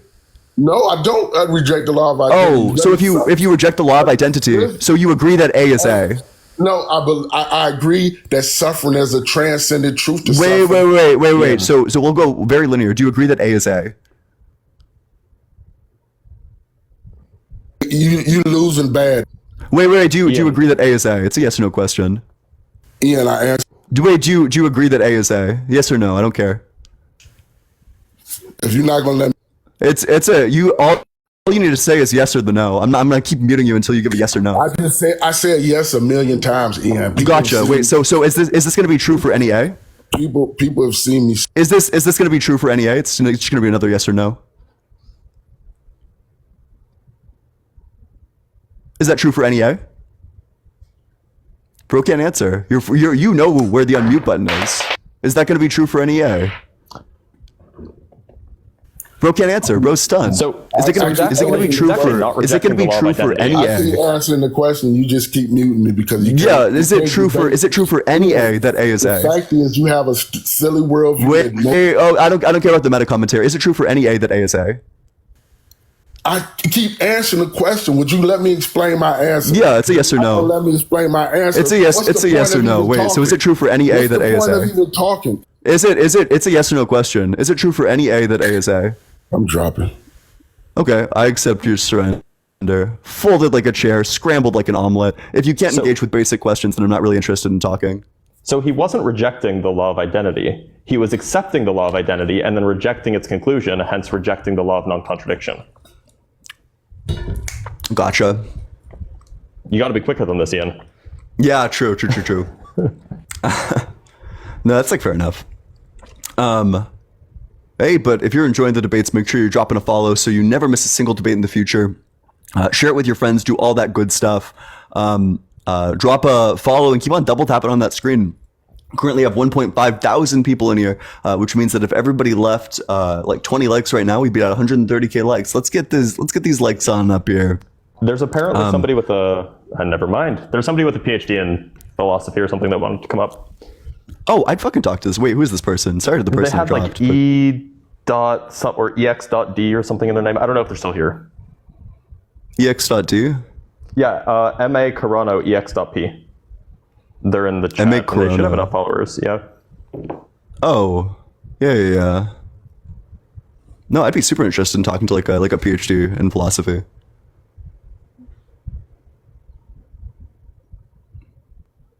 Yeah, trying to bring them up right now. Hey, what's up? How's it going? Hi, how are you? Can you hear me? Doing well. Yeah, I can. Is this your actual voice? That's crazy. Yes, that is my actual voice. First of all, Johann Fichte in the 19th century falsified the law of identity. Johann Fichte. Yeah, what's the argument? Johann Fichte discovered that if A is to equal A must have a relationship to A. And in order for A to have a relationship to itself, there must be something between itself, intermediating itself. And that in between itself, in order to not be a meaningless tautology, must define A isn't somehow different from itself, so that if A is to be A must simultaneously equal non-A. And what that means is that Gödel's incompleteness theorem necessitates that if A is A, then in an opposite intermediating direction in the sum of all logical possible worlds, there must be an equivalent value which is disidentical to itself in precisely the opposite way. And what that fundamentally does is it collapses the principle of non-contradiction into a literal consistency. And what this means is that the actual paradigm of logic itself is epistemologically obsolete. We need to arrive at a higher definition and a higher epistemology by which to solve these problems. So if you would like for me to falsify atheism, because it's certainly easily and effortlessly falsifiable, you have to actually appeal to the fact that atheism smuggles in the proposition that God does not exist, which is a self-contradictory proposition, according to your own principles. Non-existence, in order to be consistent with itself, must lack all properties, including self-consistency. So in order for you to say that God does not exist, you must evoke a concept that lacks the property of anything whatsoever, including its own self-consistency. That introduces into the proposition, God does not exist, a statement which states that existence is simultaneously identical to non-existence, such that when you state that God does not exist, it's logically identical to stating that God does not exist. This is a direct falsification of God. Wait, this feels like, can we go like premise by premise? This feels like it was generated by ChatGPT 2. Yeah, wait, so I have a question for you. Maybe this will help elucidate it. So does there exist like a grape charge against you? Excuse me? Does there exist a grape charge against you? In a different logical world, yes. Oh. So Yes. are you saying that God exists in like a different logical... Oh, fuck, you're a modal realist. That's crazy. No, I'm not a modal realist. I'm an apocalyptic mytho-realist. I have no idea. I have no idea what that means. I'm not sure if you know this, but objectivity was falsified by quantum experiments indicating that reality is psychological. would you like me to? Would you like me to show you the research, sir? Please, would you like me to show you the Please show me the research. I would be glad to show you the research. Please. God. You don't actually have like a PhD in philosophy. No, there's no way that's true. I'm an experimental philosopher, and I'm a systems theorist. I went for my psychology degree originally at the University of Phoenix. I came out of the University of Phoenix. UOP? Excuse me. I'm not going to address the troll. You're trolling. No, I'm not a troll. I'm actually an experimental philosopher and systems theorist. I'm the author of Asleep in the Helix, Survival and the Science of Self-Realization. What was your thesis about? My name is M.A. Carano, The Transcendent Unity of World Religions. Can I read your thesis? Yes, you can. Look up Asleep in the Helix, Survival and the Science of Self-Realization. I published it independently. That's not a thesis. It's a 250-page thesis, please, by all means. There's research about research. So now I'd like to go, excuse me, I want to address the, first of all, I already falsified atheism, but now I'd like to actually get to I'd like for you to just pick a subject. Pick any subject, and then watch me run over you. Let's go. Quantum physics. Let's start there. You brought it up, I love this. No, I love it. Can you name one proposition that you are axiomatically capable of defending? Existence so exists. Yeah. Existence exists. Fuck. What's a proposition I feel let's do grape is wrong. Okay. Let's do that. That's what you want to argue. Yeah. To be clear, so make the argument for why grape isn't wrong. Grape is not wrong. Do you want me to make the argument why grape is not wrong? Yeah, go for it. The grape and wrong are two separate ontological realities. Grape is not the concept of wrong, therefore grape is not wrong. But it's like a sense distinction. Like, I'm blonde, but I'm not identical to the concept of blonde. So this is just going to be a difference in like the sense we're using the word. Also, most people would say I'm not blonde. Fuck all of you. I used to be blonde. Fuck all of you in the comments. I already know what's coming. That's the logical fallacy of positing a distinction without a difference. You might want to try a little bit harder. Well, you're just saying like word salad, right? So words mean different things in different senses. Word salad is a technical term which is allocated by the American Psychological Association for an individual with schizophrenia babbling. That might apply to you. You just misused that word. You might want to come at me with a little bit more. Wait, so do you think meaning? Where do you think meaning comes from? Meaning exists a priori. Oh, cool. Wait, so if God didn't exist, would meaning exist? God is identical with meaning. They're synonymous. Yeah. Oh, wait, they're synonymous? So yes. Does meaning have a mind? Meaning and mind are exactly the same substance. They're identical. Is meaning all good? Meaning means good in the particular. Meaning also means evil in the particular. Good is meaning all knowing? Meaning is all knowing in the idea of meaning being all knowing. Is meaning all powerful? Meaning is all powerful in the idea of all powerful. This is like such fucking nonsense. No, this is all a priori true proposition, self-identical. You think it's nonsense because you can't come up with an argument which is self-evidently true.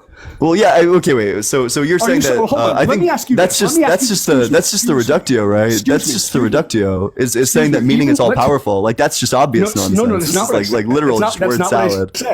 That's not what I said. Oh, that's not what I said. Oh, wait, so then, fuck. Because if you reject that, then you're fucked because you can't say that God is identical to meaning. Because if God is identical to meaning, then that means that God is necessarily going to be, means God is necessarily not going to be able to be all powerful. Oh, Ian, what did I say? Tell me what I said. Bro, this is like... It's like LARP. Oh my god, bros, are you like a Discord debater that I don't know about? Like this is like you got the Discord debate rhetoric on lock. If I checked your Discord page, would you be friends with someone named Synth? Non sequitur. Why don't you address? Wait, I'm just asking you. Like if I checked your Discord page, would you be friends with someone named Synth? Ian. How about this? Ian? How about this? Why don't we put $5,000? Excuse me. Why don't we put $5,000? Excuse me. Why don't we put $5,000 up that you debate me here at Yale? Carano, excuse me. Yes. Ian did say what you said. You asked him what you said. He said. Sorry, they said. Fuck, I'm terrible. You're chilling. Ian said that Carano said that God is identical to meaning. That was something that you said.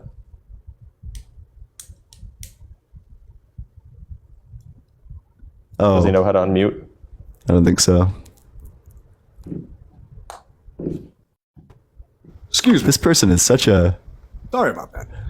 That's not the question. That's not the statement I asked the question about. Would you like me to remind you? I'm sure you would. This is so much... I love a LARPer. God a priori is a maximally great being which no greater being is conceivable. A maximally great being which no greater being is conceivable is definitionally identical with reality itself, which is a maximally great being which no greater being is conceivable. If reality so I want you to imagine... I want you to imagine a... Wait. I already know. I know the ontological argument. Everyone knows the ontological argument. I'm not making the ontological argument. You literally are. I'm not. Quite literally No, I'm not. Go for it. No, I'm not. I'm making the theontological argument. I'm making the theontological. I can't say. I need to say, oh, I hate this app so much. I can't say what I need to say. Excuse me. Stop doing the logical fallacy of the interruption. That's just part of the conversation, dude. That's not a logical fallacy. It actually is a logical fallacy. Argumentum ad interruptum. So God, by definition, is a maximally great being, which no greater being is conceivable. Premise one.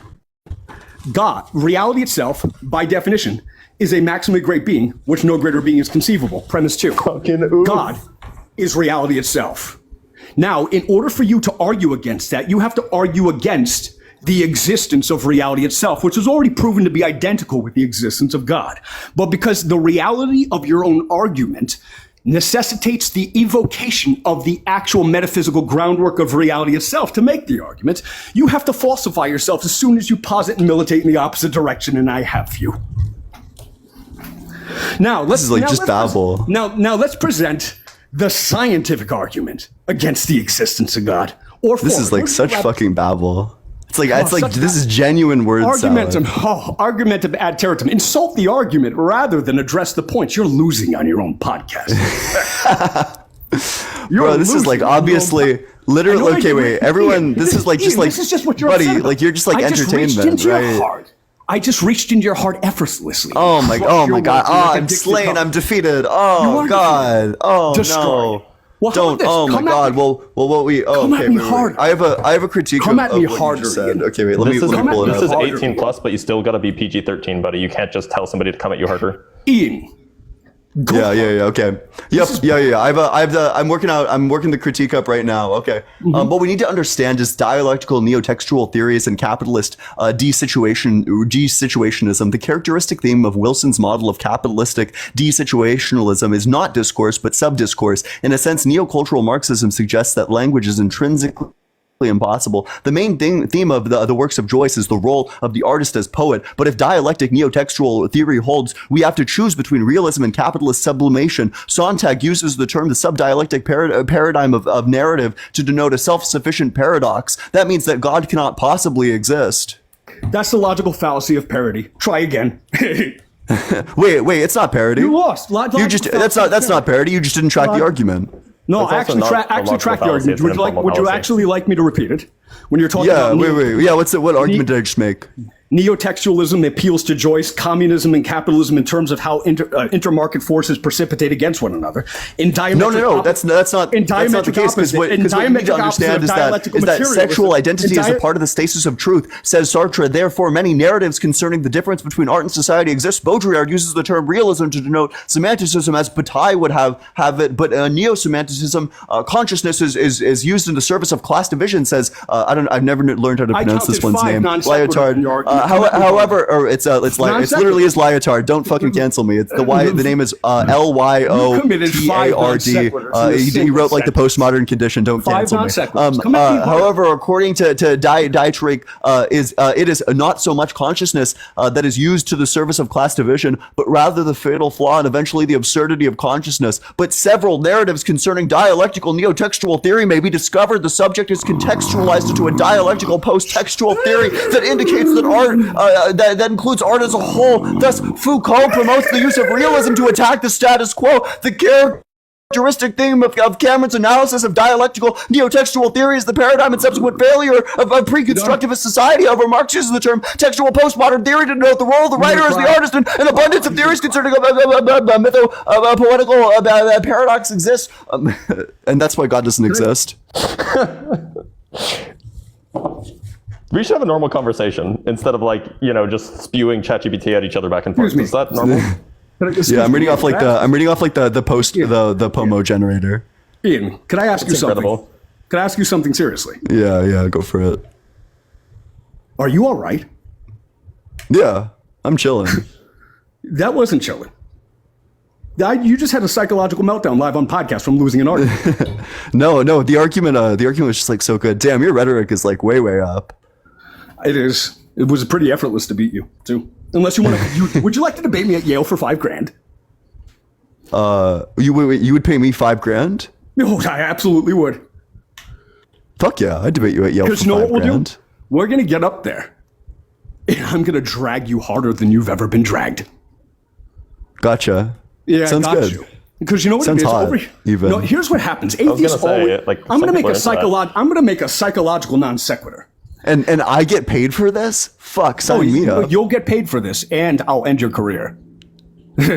Yeah, sign me up. Yeah, let's do it. $5,000 is $5,000. $5,000 will be $5,000. But you know what it's going to do? Kai, thank you so much for the $10 on Cash App. W Kai. If anybody else wants to support the stream, the Venmo's allegedly Dashian. Cash App is just let's allegedly. Make another I argument. appreciate anyone else support. Let's just make another argument for this. Wait. I want wait. So let's do another proposition. So I want you to defend. I want you to blow me out on the position that you're a rapist. Blow me out. Okay, sure. Yeah, I want you to defend the position that you're a rapist. My logical identity, A is A, logically distributes between the sum of all logical possible worlds, where in every decision to which I've ever decided not to rape, my identity bifurcated into a different universe to which I am a rapist.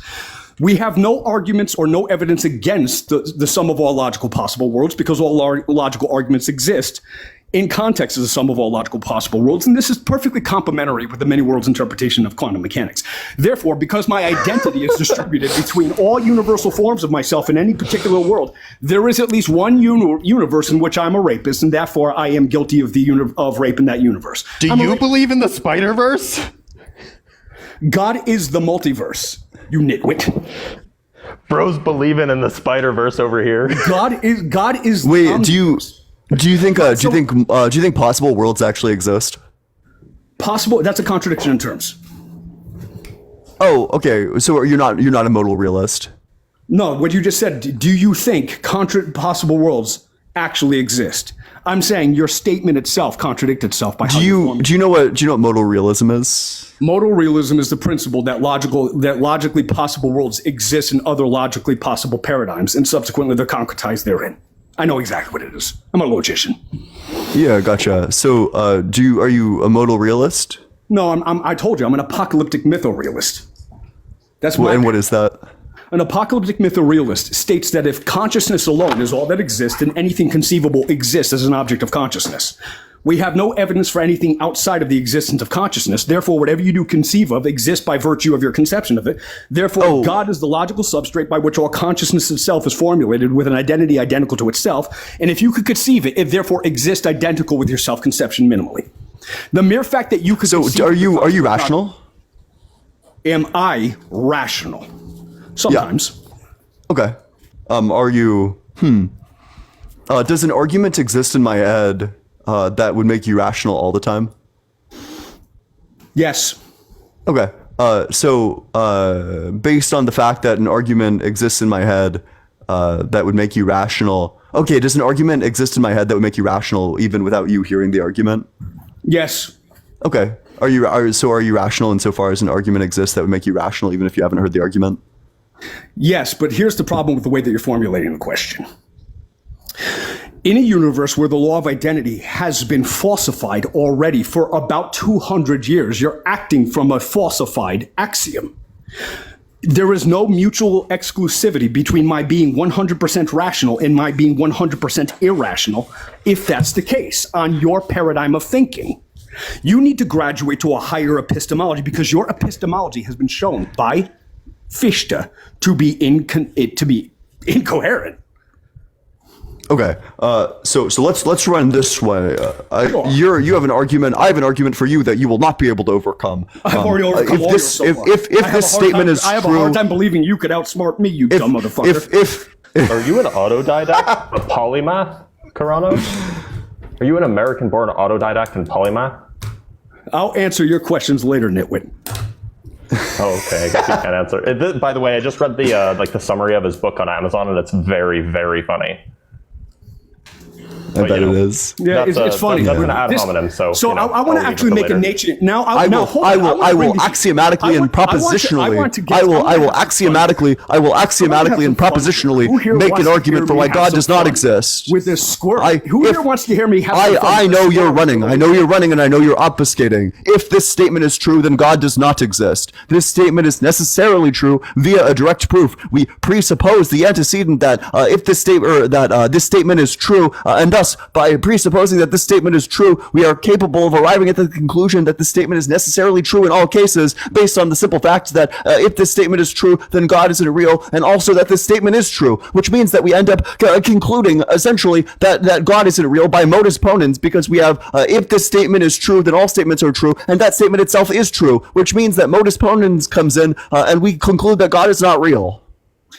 That would be lovely and possibly coherent if it didn't start off by falsifying the possibility of non-existence, by showing that non-existence, in order to be self-consistent, must not exist.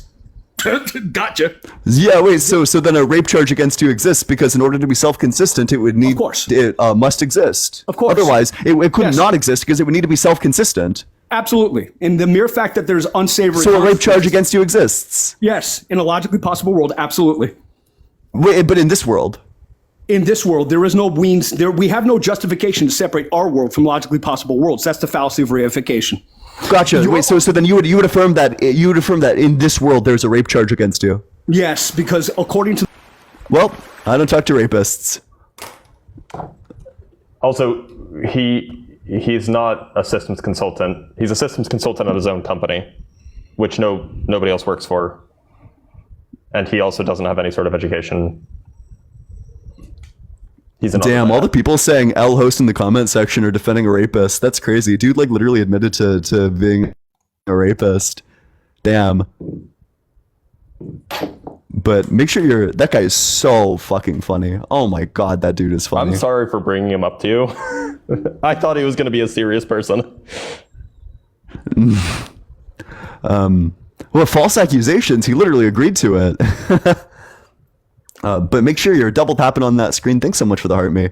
Share it with your friends. Do all that good stuff as we try to get a coherent and reasonable. Yeah, I don't know. That was like a fun little debate. Hey, what's up? How's it going? Hey, what's going on, man? Doing well. How old are you? I'm 48. Thanks so much for the heart, me. Appreciate that. And do you think God is real? I think that we gonna find out when we die. We all. But I'm asking you what you think.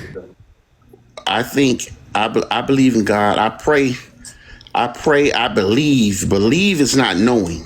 So believing, knowing is two different things. Mm-hmm.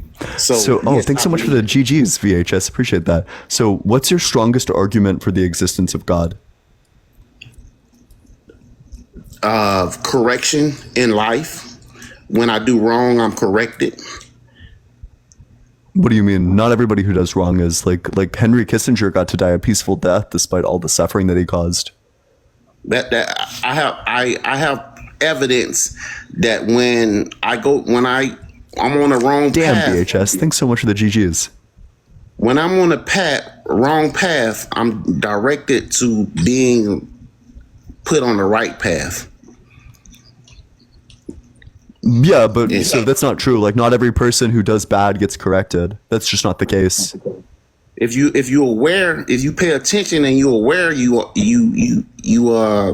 notice that. You will notice that. You will notice you have a presence around you. Damn, VHS. WVHS in the comments section. Thanks so much for the GGs. I appreciate that. VHS going crazy. Yeah, I just haven't noticed that. That's not the case.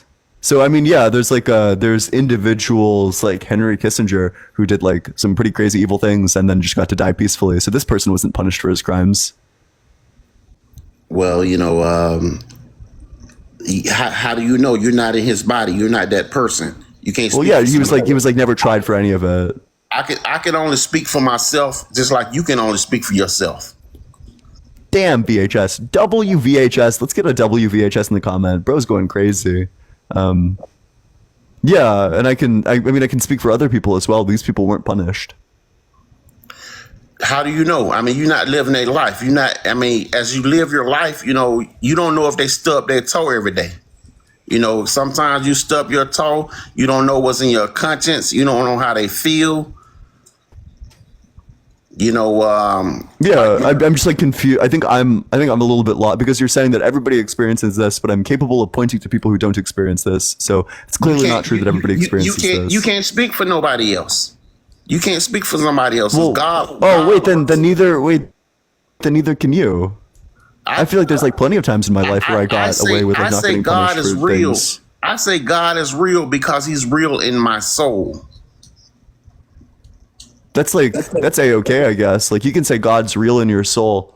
Sounds good. I'm just not really sure. Like that's just it's just begging the question, right? Like God is real because God is real. God is real in my soul. He leads me. He guides me. I gotcha. So you are just saying that God is real because God is real.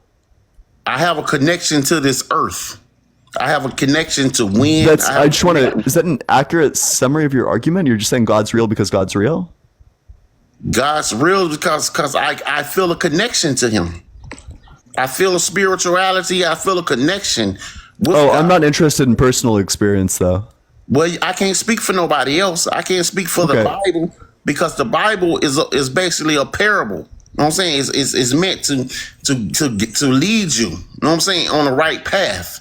Thanks so much for the heart, mate. Appreciate it. And that's like A-okay. Sounds good. I mean, I just like I'm unconvinced. I haven't had the experience. Do you have like a different argument? Otherwise, I might just need to move on to the next guest. Thanks so much for the chili.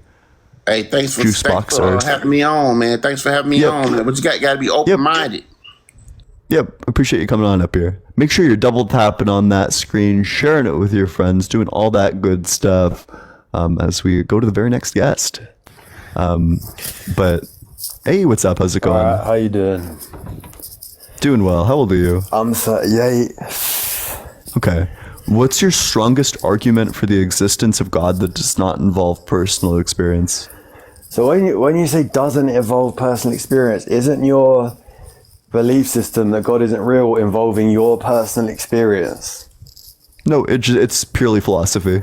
So it's not your actual belief? It's my belief, but I arrived at that belief not based on like testimony or like, one day I experienced sleep paralysis. I arrived at that belief based on the simple fact that there's like logical contradictions entailed by the properties of God. Thanks so much for the "you're amazing," Aisha.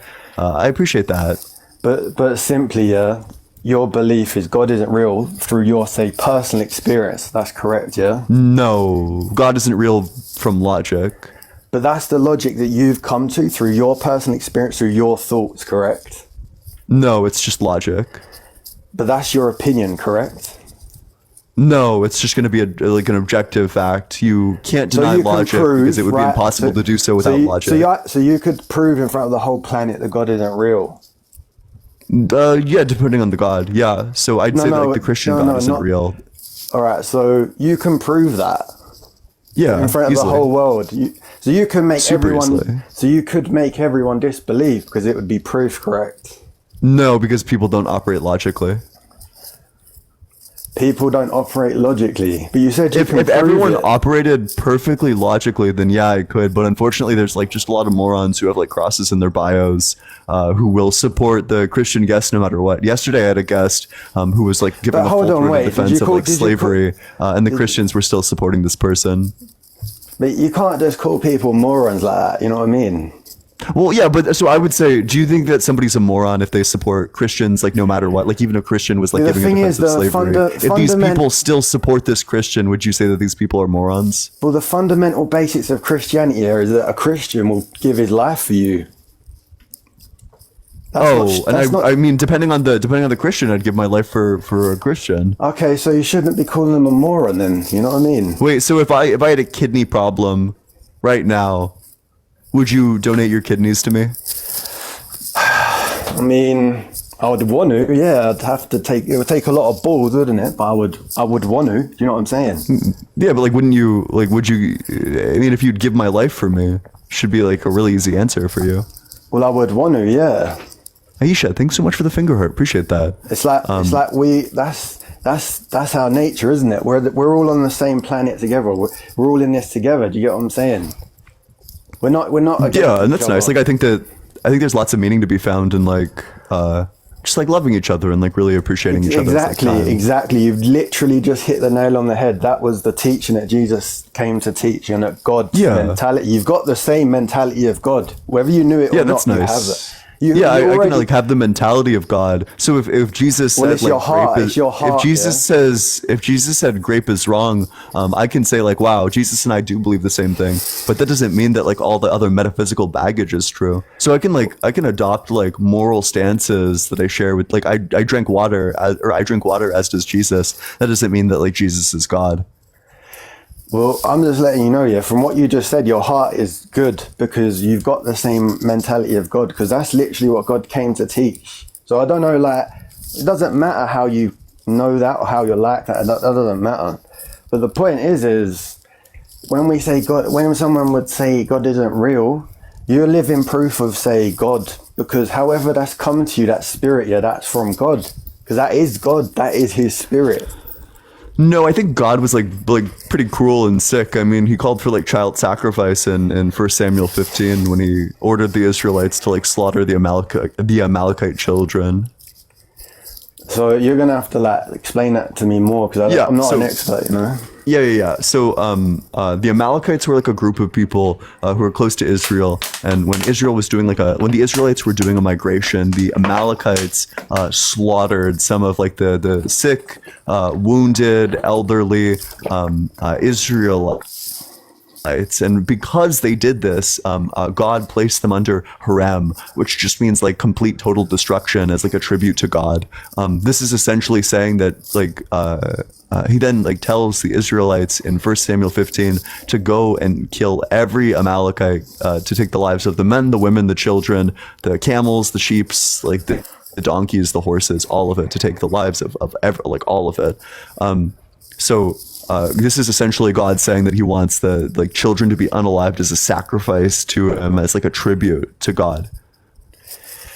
So to understand that, was that, I'm not like aware of that part, say, but was that, say, in simple terms, was that for you like God doing wrong to innocent people?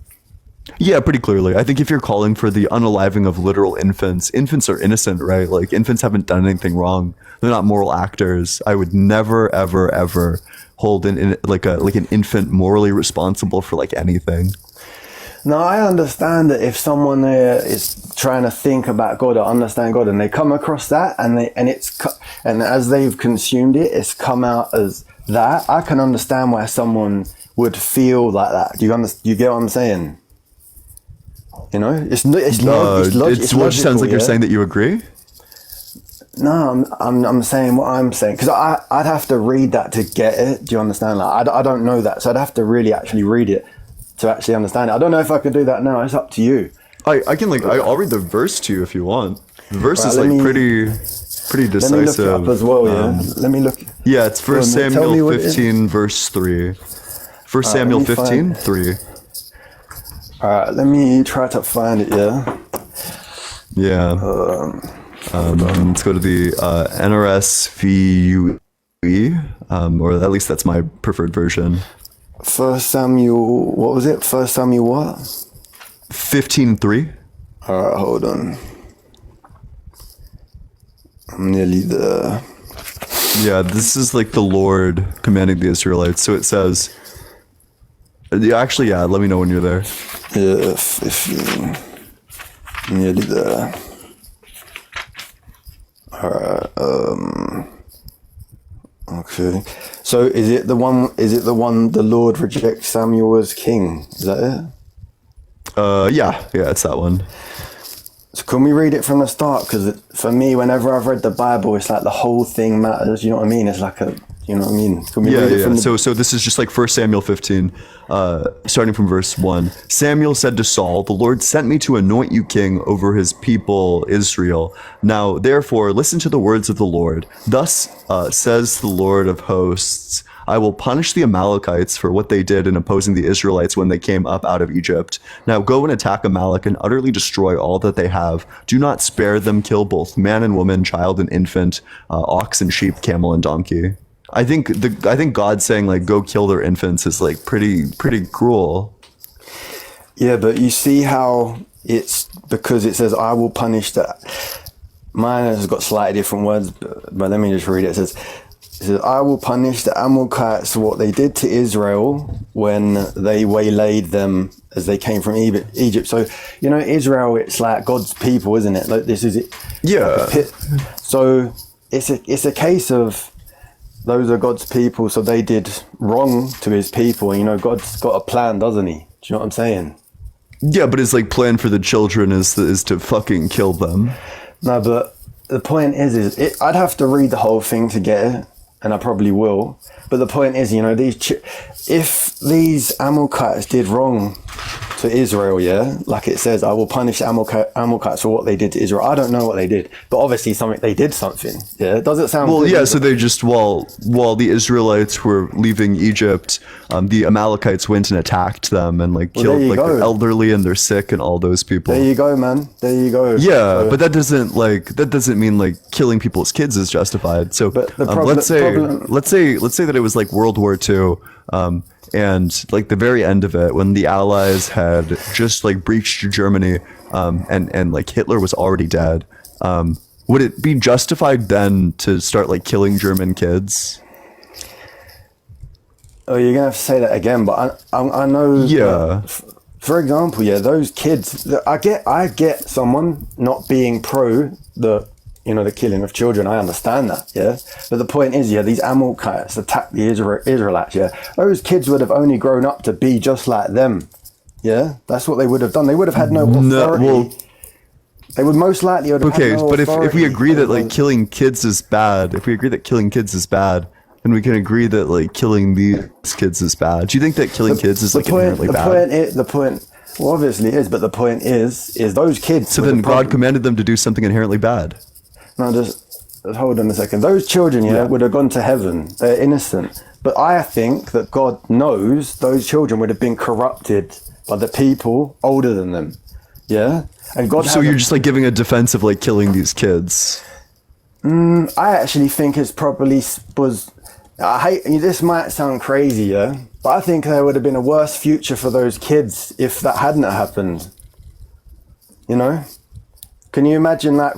If these Amalekites are bad and attacking people, yeah, that's not a good lifestyle to be raised in, is it? Do you understand? It's not. Okay, let's say that I have like a scanner, and the scanner tells me whether somebody is going to like grow up and they're eventually going to go to heaven or they're eventually going to go to hell, just like at a point in time in the future.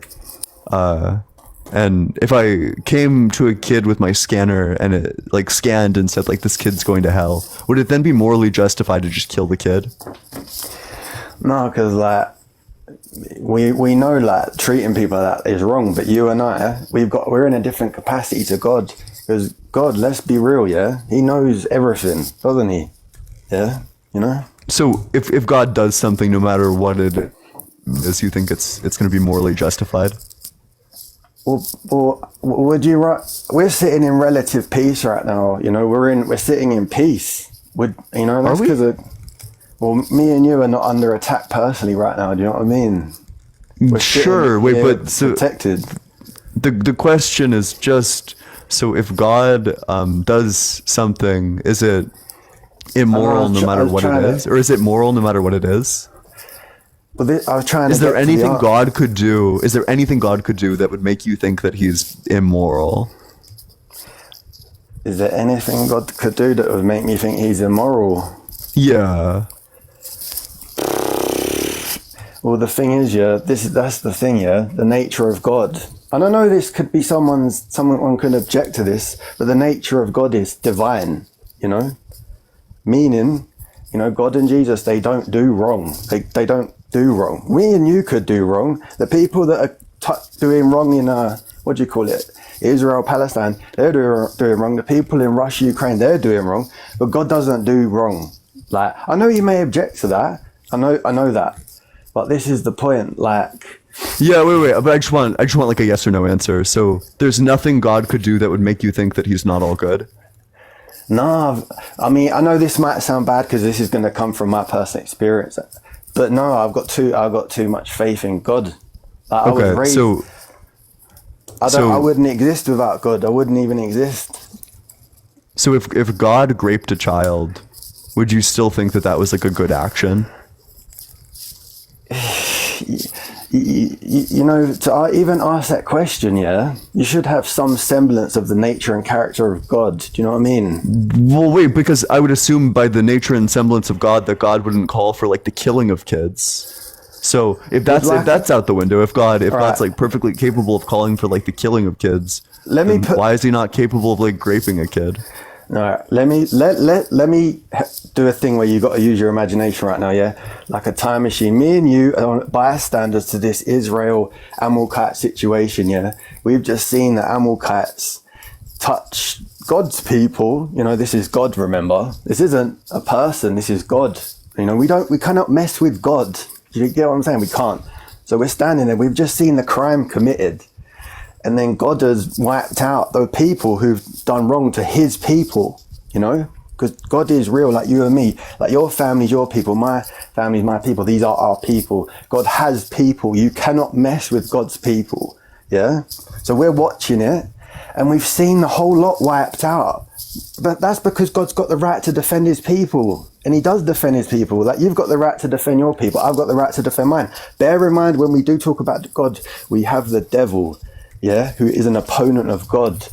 And he wait. This is I know it sounds like you want to like give me lore. I just want to answer the question. If you saw one day in the Bible, God came down and God raped a child, would that mean that this raping of the child is good? I don't think it's plausible logic to even ask that. It's like me asking if you would I think you're just like dodging the hypothetical. Like, no, the thing is, if God would kill God kids, would have never no do reason... that. God's not a human. This is the thing. When you mention this word, I don't even want to say that word. That's fine. So if God came down and like stabbed like 10 children in front of you, I want to reply to that question. Man. Yeah. I don't even want to say that word but that word is the act of man, of a human. You know about that because you've heard about humans doing it, okay? God isn't a human, He wouldn't do that. He doesn't have the ability to do that. He isn't one of us. Wait, then he's not all powerful. I think you need to understand the difference between good and evil. Yeah. Does God lack the ability to do that? Well, it's like, do you have the ability to do that? Yeah. How? Wait, okay. In terms of like a child specifically, probably not. Exactly. There you go. Like, why is that? Like, because you're good. I have the ability to like go and like murder like 10,000 people. No, you don't, because you're too good for that. You would not be able to do that. If we're just talking about like pure capacity. No, you don't have the capacity for that. I know that because I know your heart, because you've spoke to me. I know you're too good for that. You would not be able to do that. If we're talking about like strictly capacity, I don't know. You could not do that. You couldn't. You wouldn't. And this is the nature of God. Wait. You're right. I wouldn't do that. And but I don't think it's like I don't think it's strictly true to say that I like lack the capacity to. I think people have like the capacity to do evil things. You do lack that capacity because you're too good for that. And this is the nature of God. Wait. I just want to. I just don't care about like the psychoanalysis. I don't care about like the meta commentary. Let's just get back to the argument. So, if God killed like 10 kids in front of you, would you have faith that it was a good thing? There'd have to be context, right? Because bear in mind, you're basing your context off this Israel Amalekite situation. Wait. I just want to know. You have no context. God comes down, slaughters 10 kids in front of you. That can't work. It's not possible. So wait, why not? It's not feasible, is it? Because it's not feasible. It's not possible. It's not. Wait, so God lacks the power to kill 10 kids? There has to be context. Why was it happening? Who are they? That's a yes or no question. No. Does God lack the power to kill 10 kids?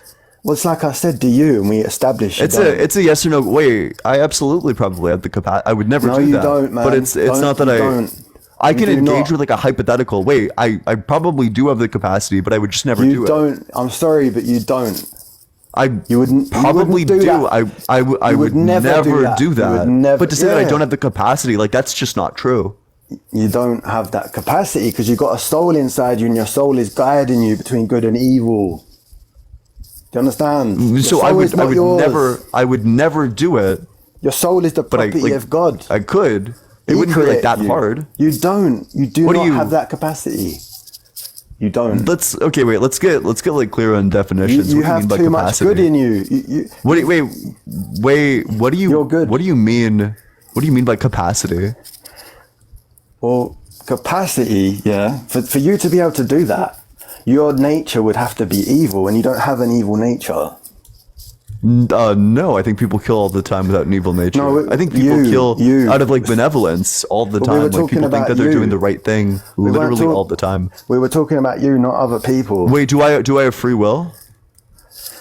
Of course you've got free will. Okay, could I freely, if I wanted to, which I don't, could I like freely choose to take the lives of like 10 kids? Are you talking about, from my estimation of knowing you for this period of time, could you do that?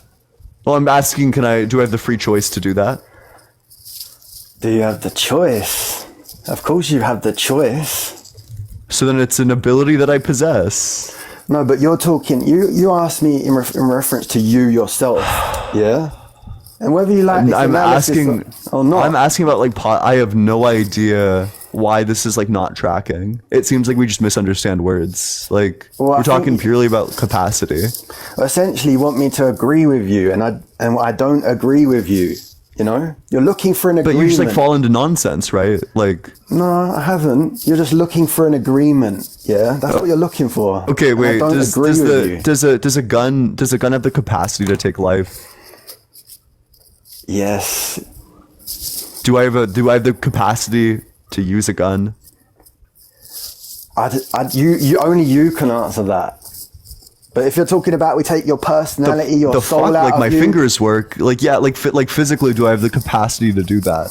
If we take your soul out of you and no emotions, yeah, you can. Like if you're a robot, obviously you do. Yeah, you have that ability. Okay, you can't. You're struggling to answer like basic questions, and I just don't know why. I don't know why you have to like redefine basic terms. I don't believe you as a person. I don't believe Ian can do that. But if we take your body, let's do something like even simpler, because I just think like these terms are going to confuse you. You're getting confused about like possibility terms. So do you think God is perfect? I know God's perfect. Yeah. Okay. So can a perfect being ever do anything other than the best? Can a perfect being ever do anything but the best? No, they can't. You know, they can't. Okay. So then, and if God created the world, you would say that God created the best world, that we currently live in the best possible world. You know, God warns against being of the world, and he warns... That's it. That's a yes or no question. Do you agree that God created the best possible world? I don't think you know about God and the world. Wait, that's a yes or no question. Do you agree that God created the best possible world? The world isn't good. No, it isn't good. Oh, cool. Wait. So then your God doesn't exist. So the argument is just this. So if God is perfect, then he's always going to do the best thing. God created the world, which means that he created the best world. So if the world is not the best world, then that means that God isn't perfect. He's told us in the Bible, which is the important information that we need to know to understand this situation and him. He told us the world isn't perfect and to not be of the world. He told us that. Wait, you are fundamentally not tracking. What you're not understanding is we're not in heaven. This isn't heaven. So how can it be perfect? Never said it was. Also, heaven is perfect. Exist. Heaven never said it was. Why are you doesn't exist. You do interrupt. Yeah, well, it's because you're saying like fucking nothing, right? Why are you swearing? You're like tracking at like literally like level 0. So let's work through that. Wait. I need to work through this with you. So, do you agree that God created the best possible world? I mean, you're basically saying, is the world good? No, it's not good. And no, God's not good, but he's meant to be good, isn't he? So he doesn't exist because he's not good, you know? Okay, so, let's take it from the top then. Does God do the best thing? God's divine. He doesn't make mistakes. It's us who make mistakes. The human beings on the earth and the devil do the wrong. Not Can I him. get like a yes or no answer to my yes or no question? You know, I don't know what your education level is, but not everything is. Wait, I don't give a rat's ass about the meta commentary. You should. Can I get a yes or no answer? The things you don't buddy. care about. Okay, that's fine. I'm just gonna keep muting you until I get answers. I have no problem with this. So, does God do the best thing in all scenarios? Thanks so much, VHS, for the GGs. I appreciate it. Yeah, he does. Okay, perfect. So when God created, did he create the best possible world? Yeah. Okay, so then we live in the best possible world. I'm only allowed to answer yes or no, correct? Well, you can agree or disagree with that. Do you accept that or do you reject that? Yes, it's the best that is possible. So we live in the best possible world. At the present. Okay, so would the world be made better if like child grape didn't exist? Of course. So then we don't live in the best possible world. But whose choice is it to do that? Wait. This like the theodicy literally doesn't apply. If you think we live in the best possible world, but there's a world better than the best can there be a world better than the best possible world? Well, it's heaven. Yeah, so is there a world that's better than the best possible world? Yeah, heaven. Oh, cool. Wait, I'm not asking about like the world we literally live. I'm not talking about like metaphors. The world we literally live in. Yeah. So is there do you think that there is that it's possible to have a world better than the best possible world? Well, yeah, it's heaven. I'm not talking about heaven. Well, I am. I'm talking about like the physical material world. Yeah, it's populated by people with free will who misuse their free will. So do you think it's better possible to have Do you think it's possible to have anything other than the best? Do I think it's possible to? Yeah, of course, if people improve their choices, yeah. It's you think it's okay, what's the definition of best? Ideal. So, do you think that there's anything better than the best? Yeah. I think you just don't know what words mean. Well, yeah. You can't think of a word that's higher in like appreciation of quality than best. Okay. No, you can't think of a word higher than that. Define best. That's fine. The most to the highest degree. Exactly. That's a different, higher level definition than best. You know. Well, this is the definition of best to the highest degree. Okay. Gotcha. So can there be something higher than the highest degree? Yeah, I believe so. What?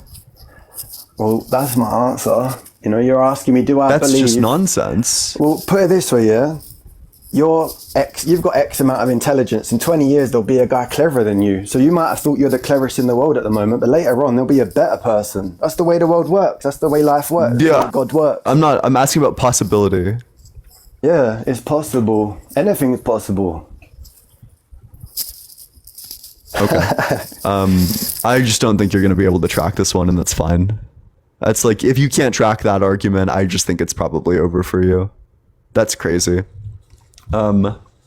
Wow. Today's been like super exhausting for me. I think I'm probably just gonna leave. But thanks all.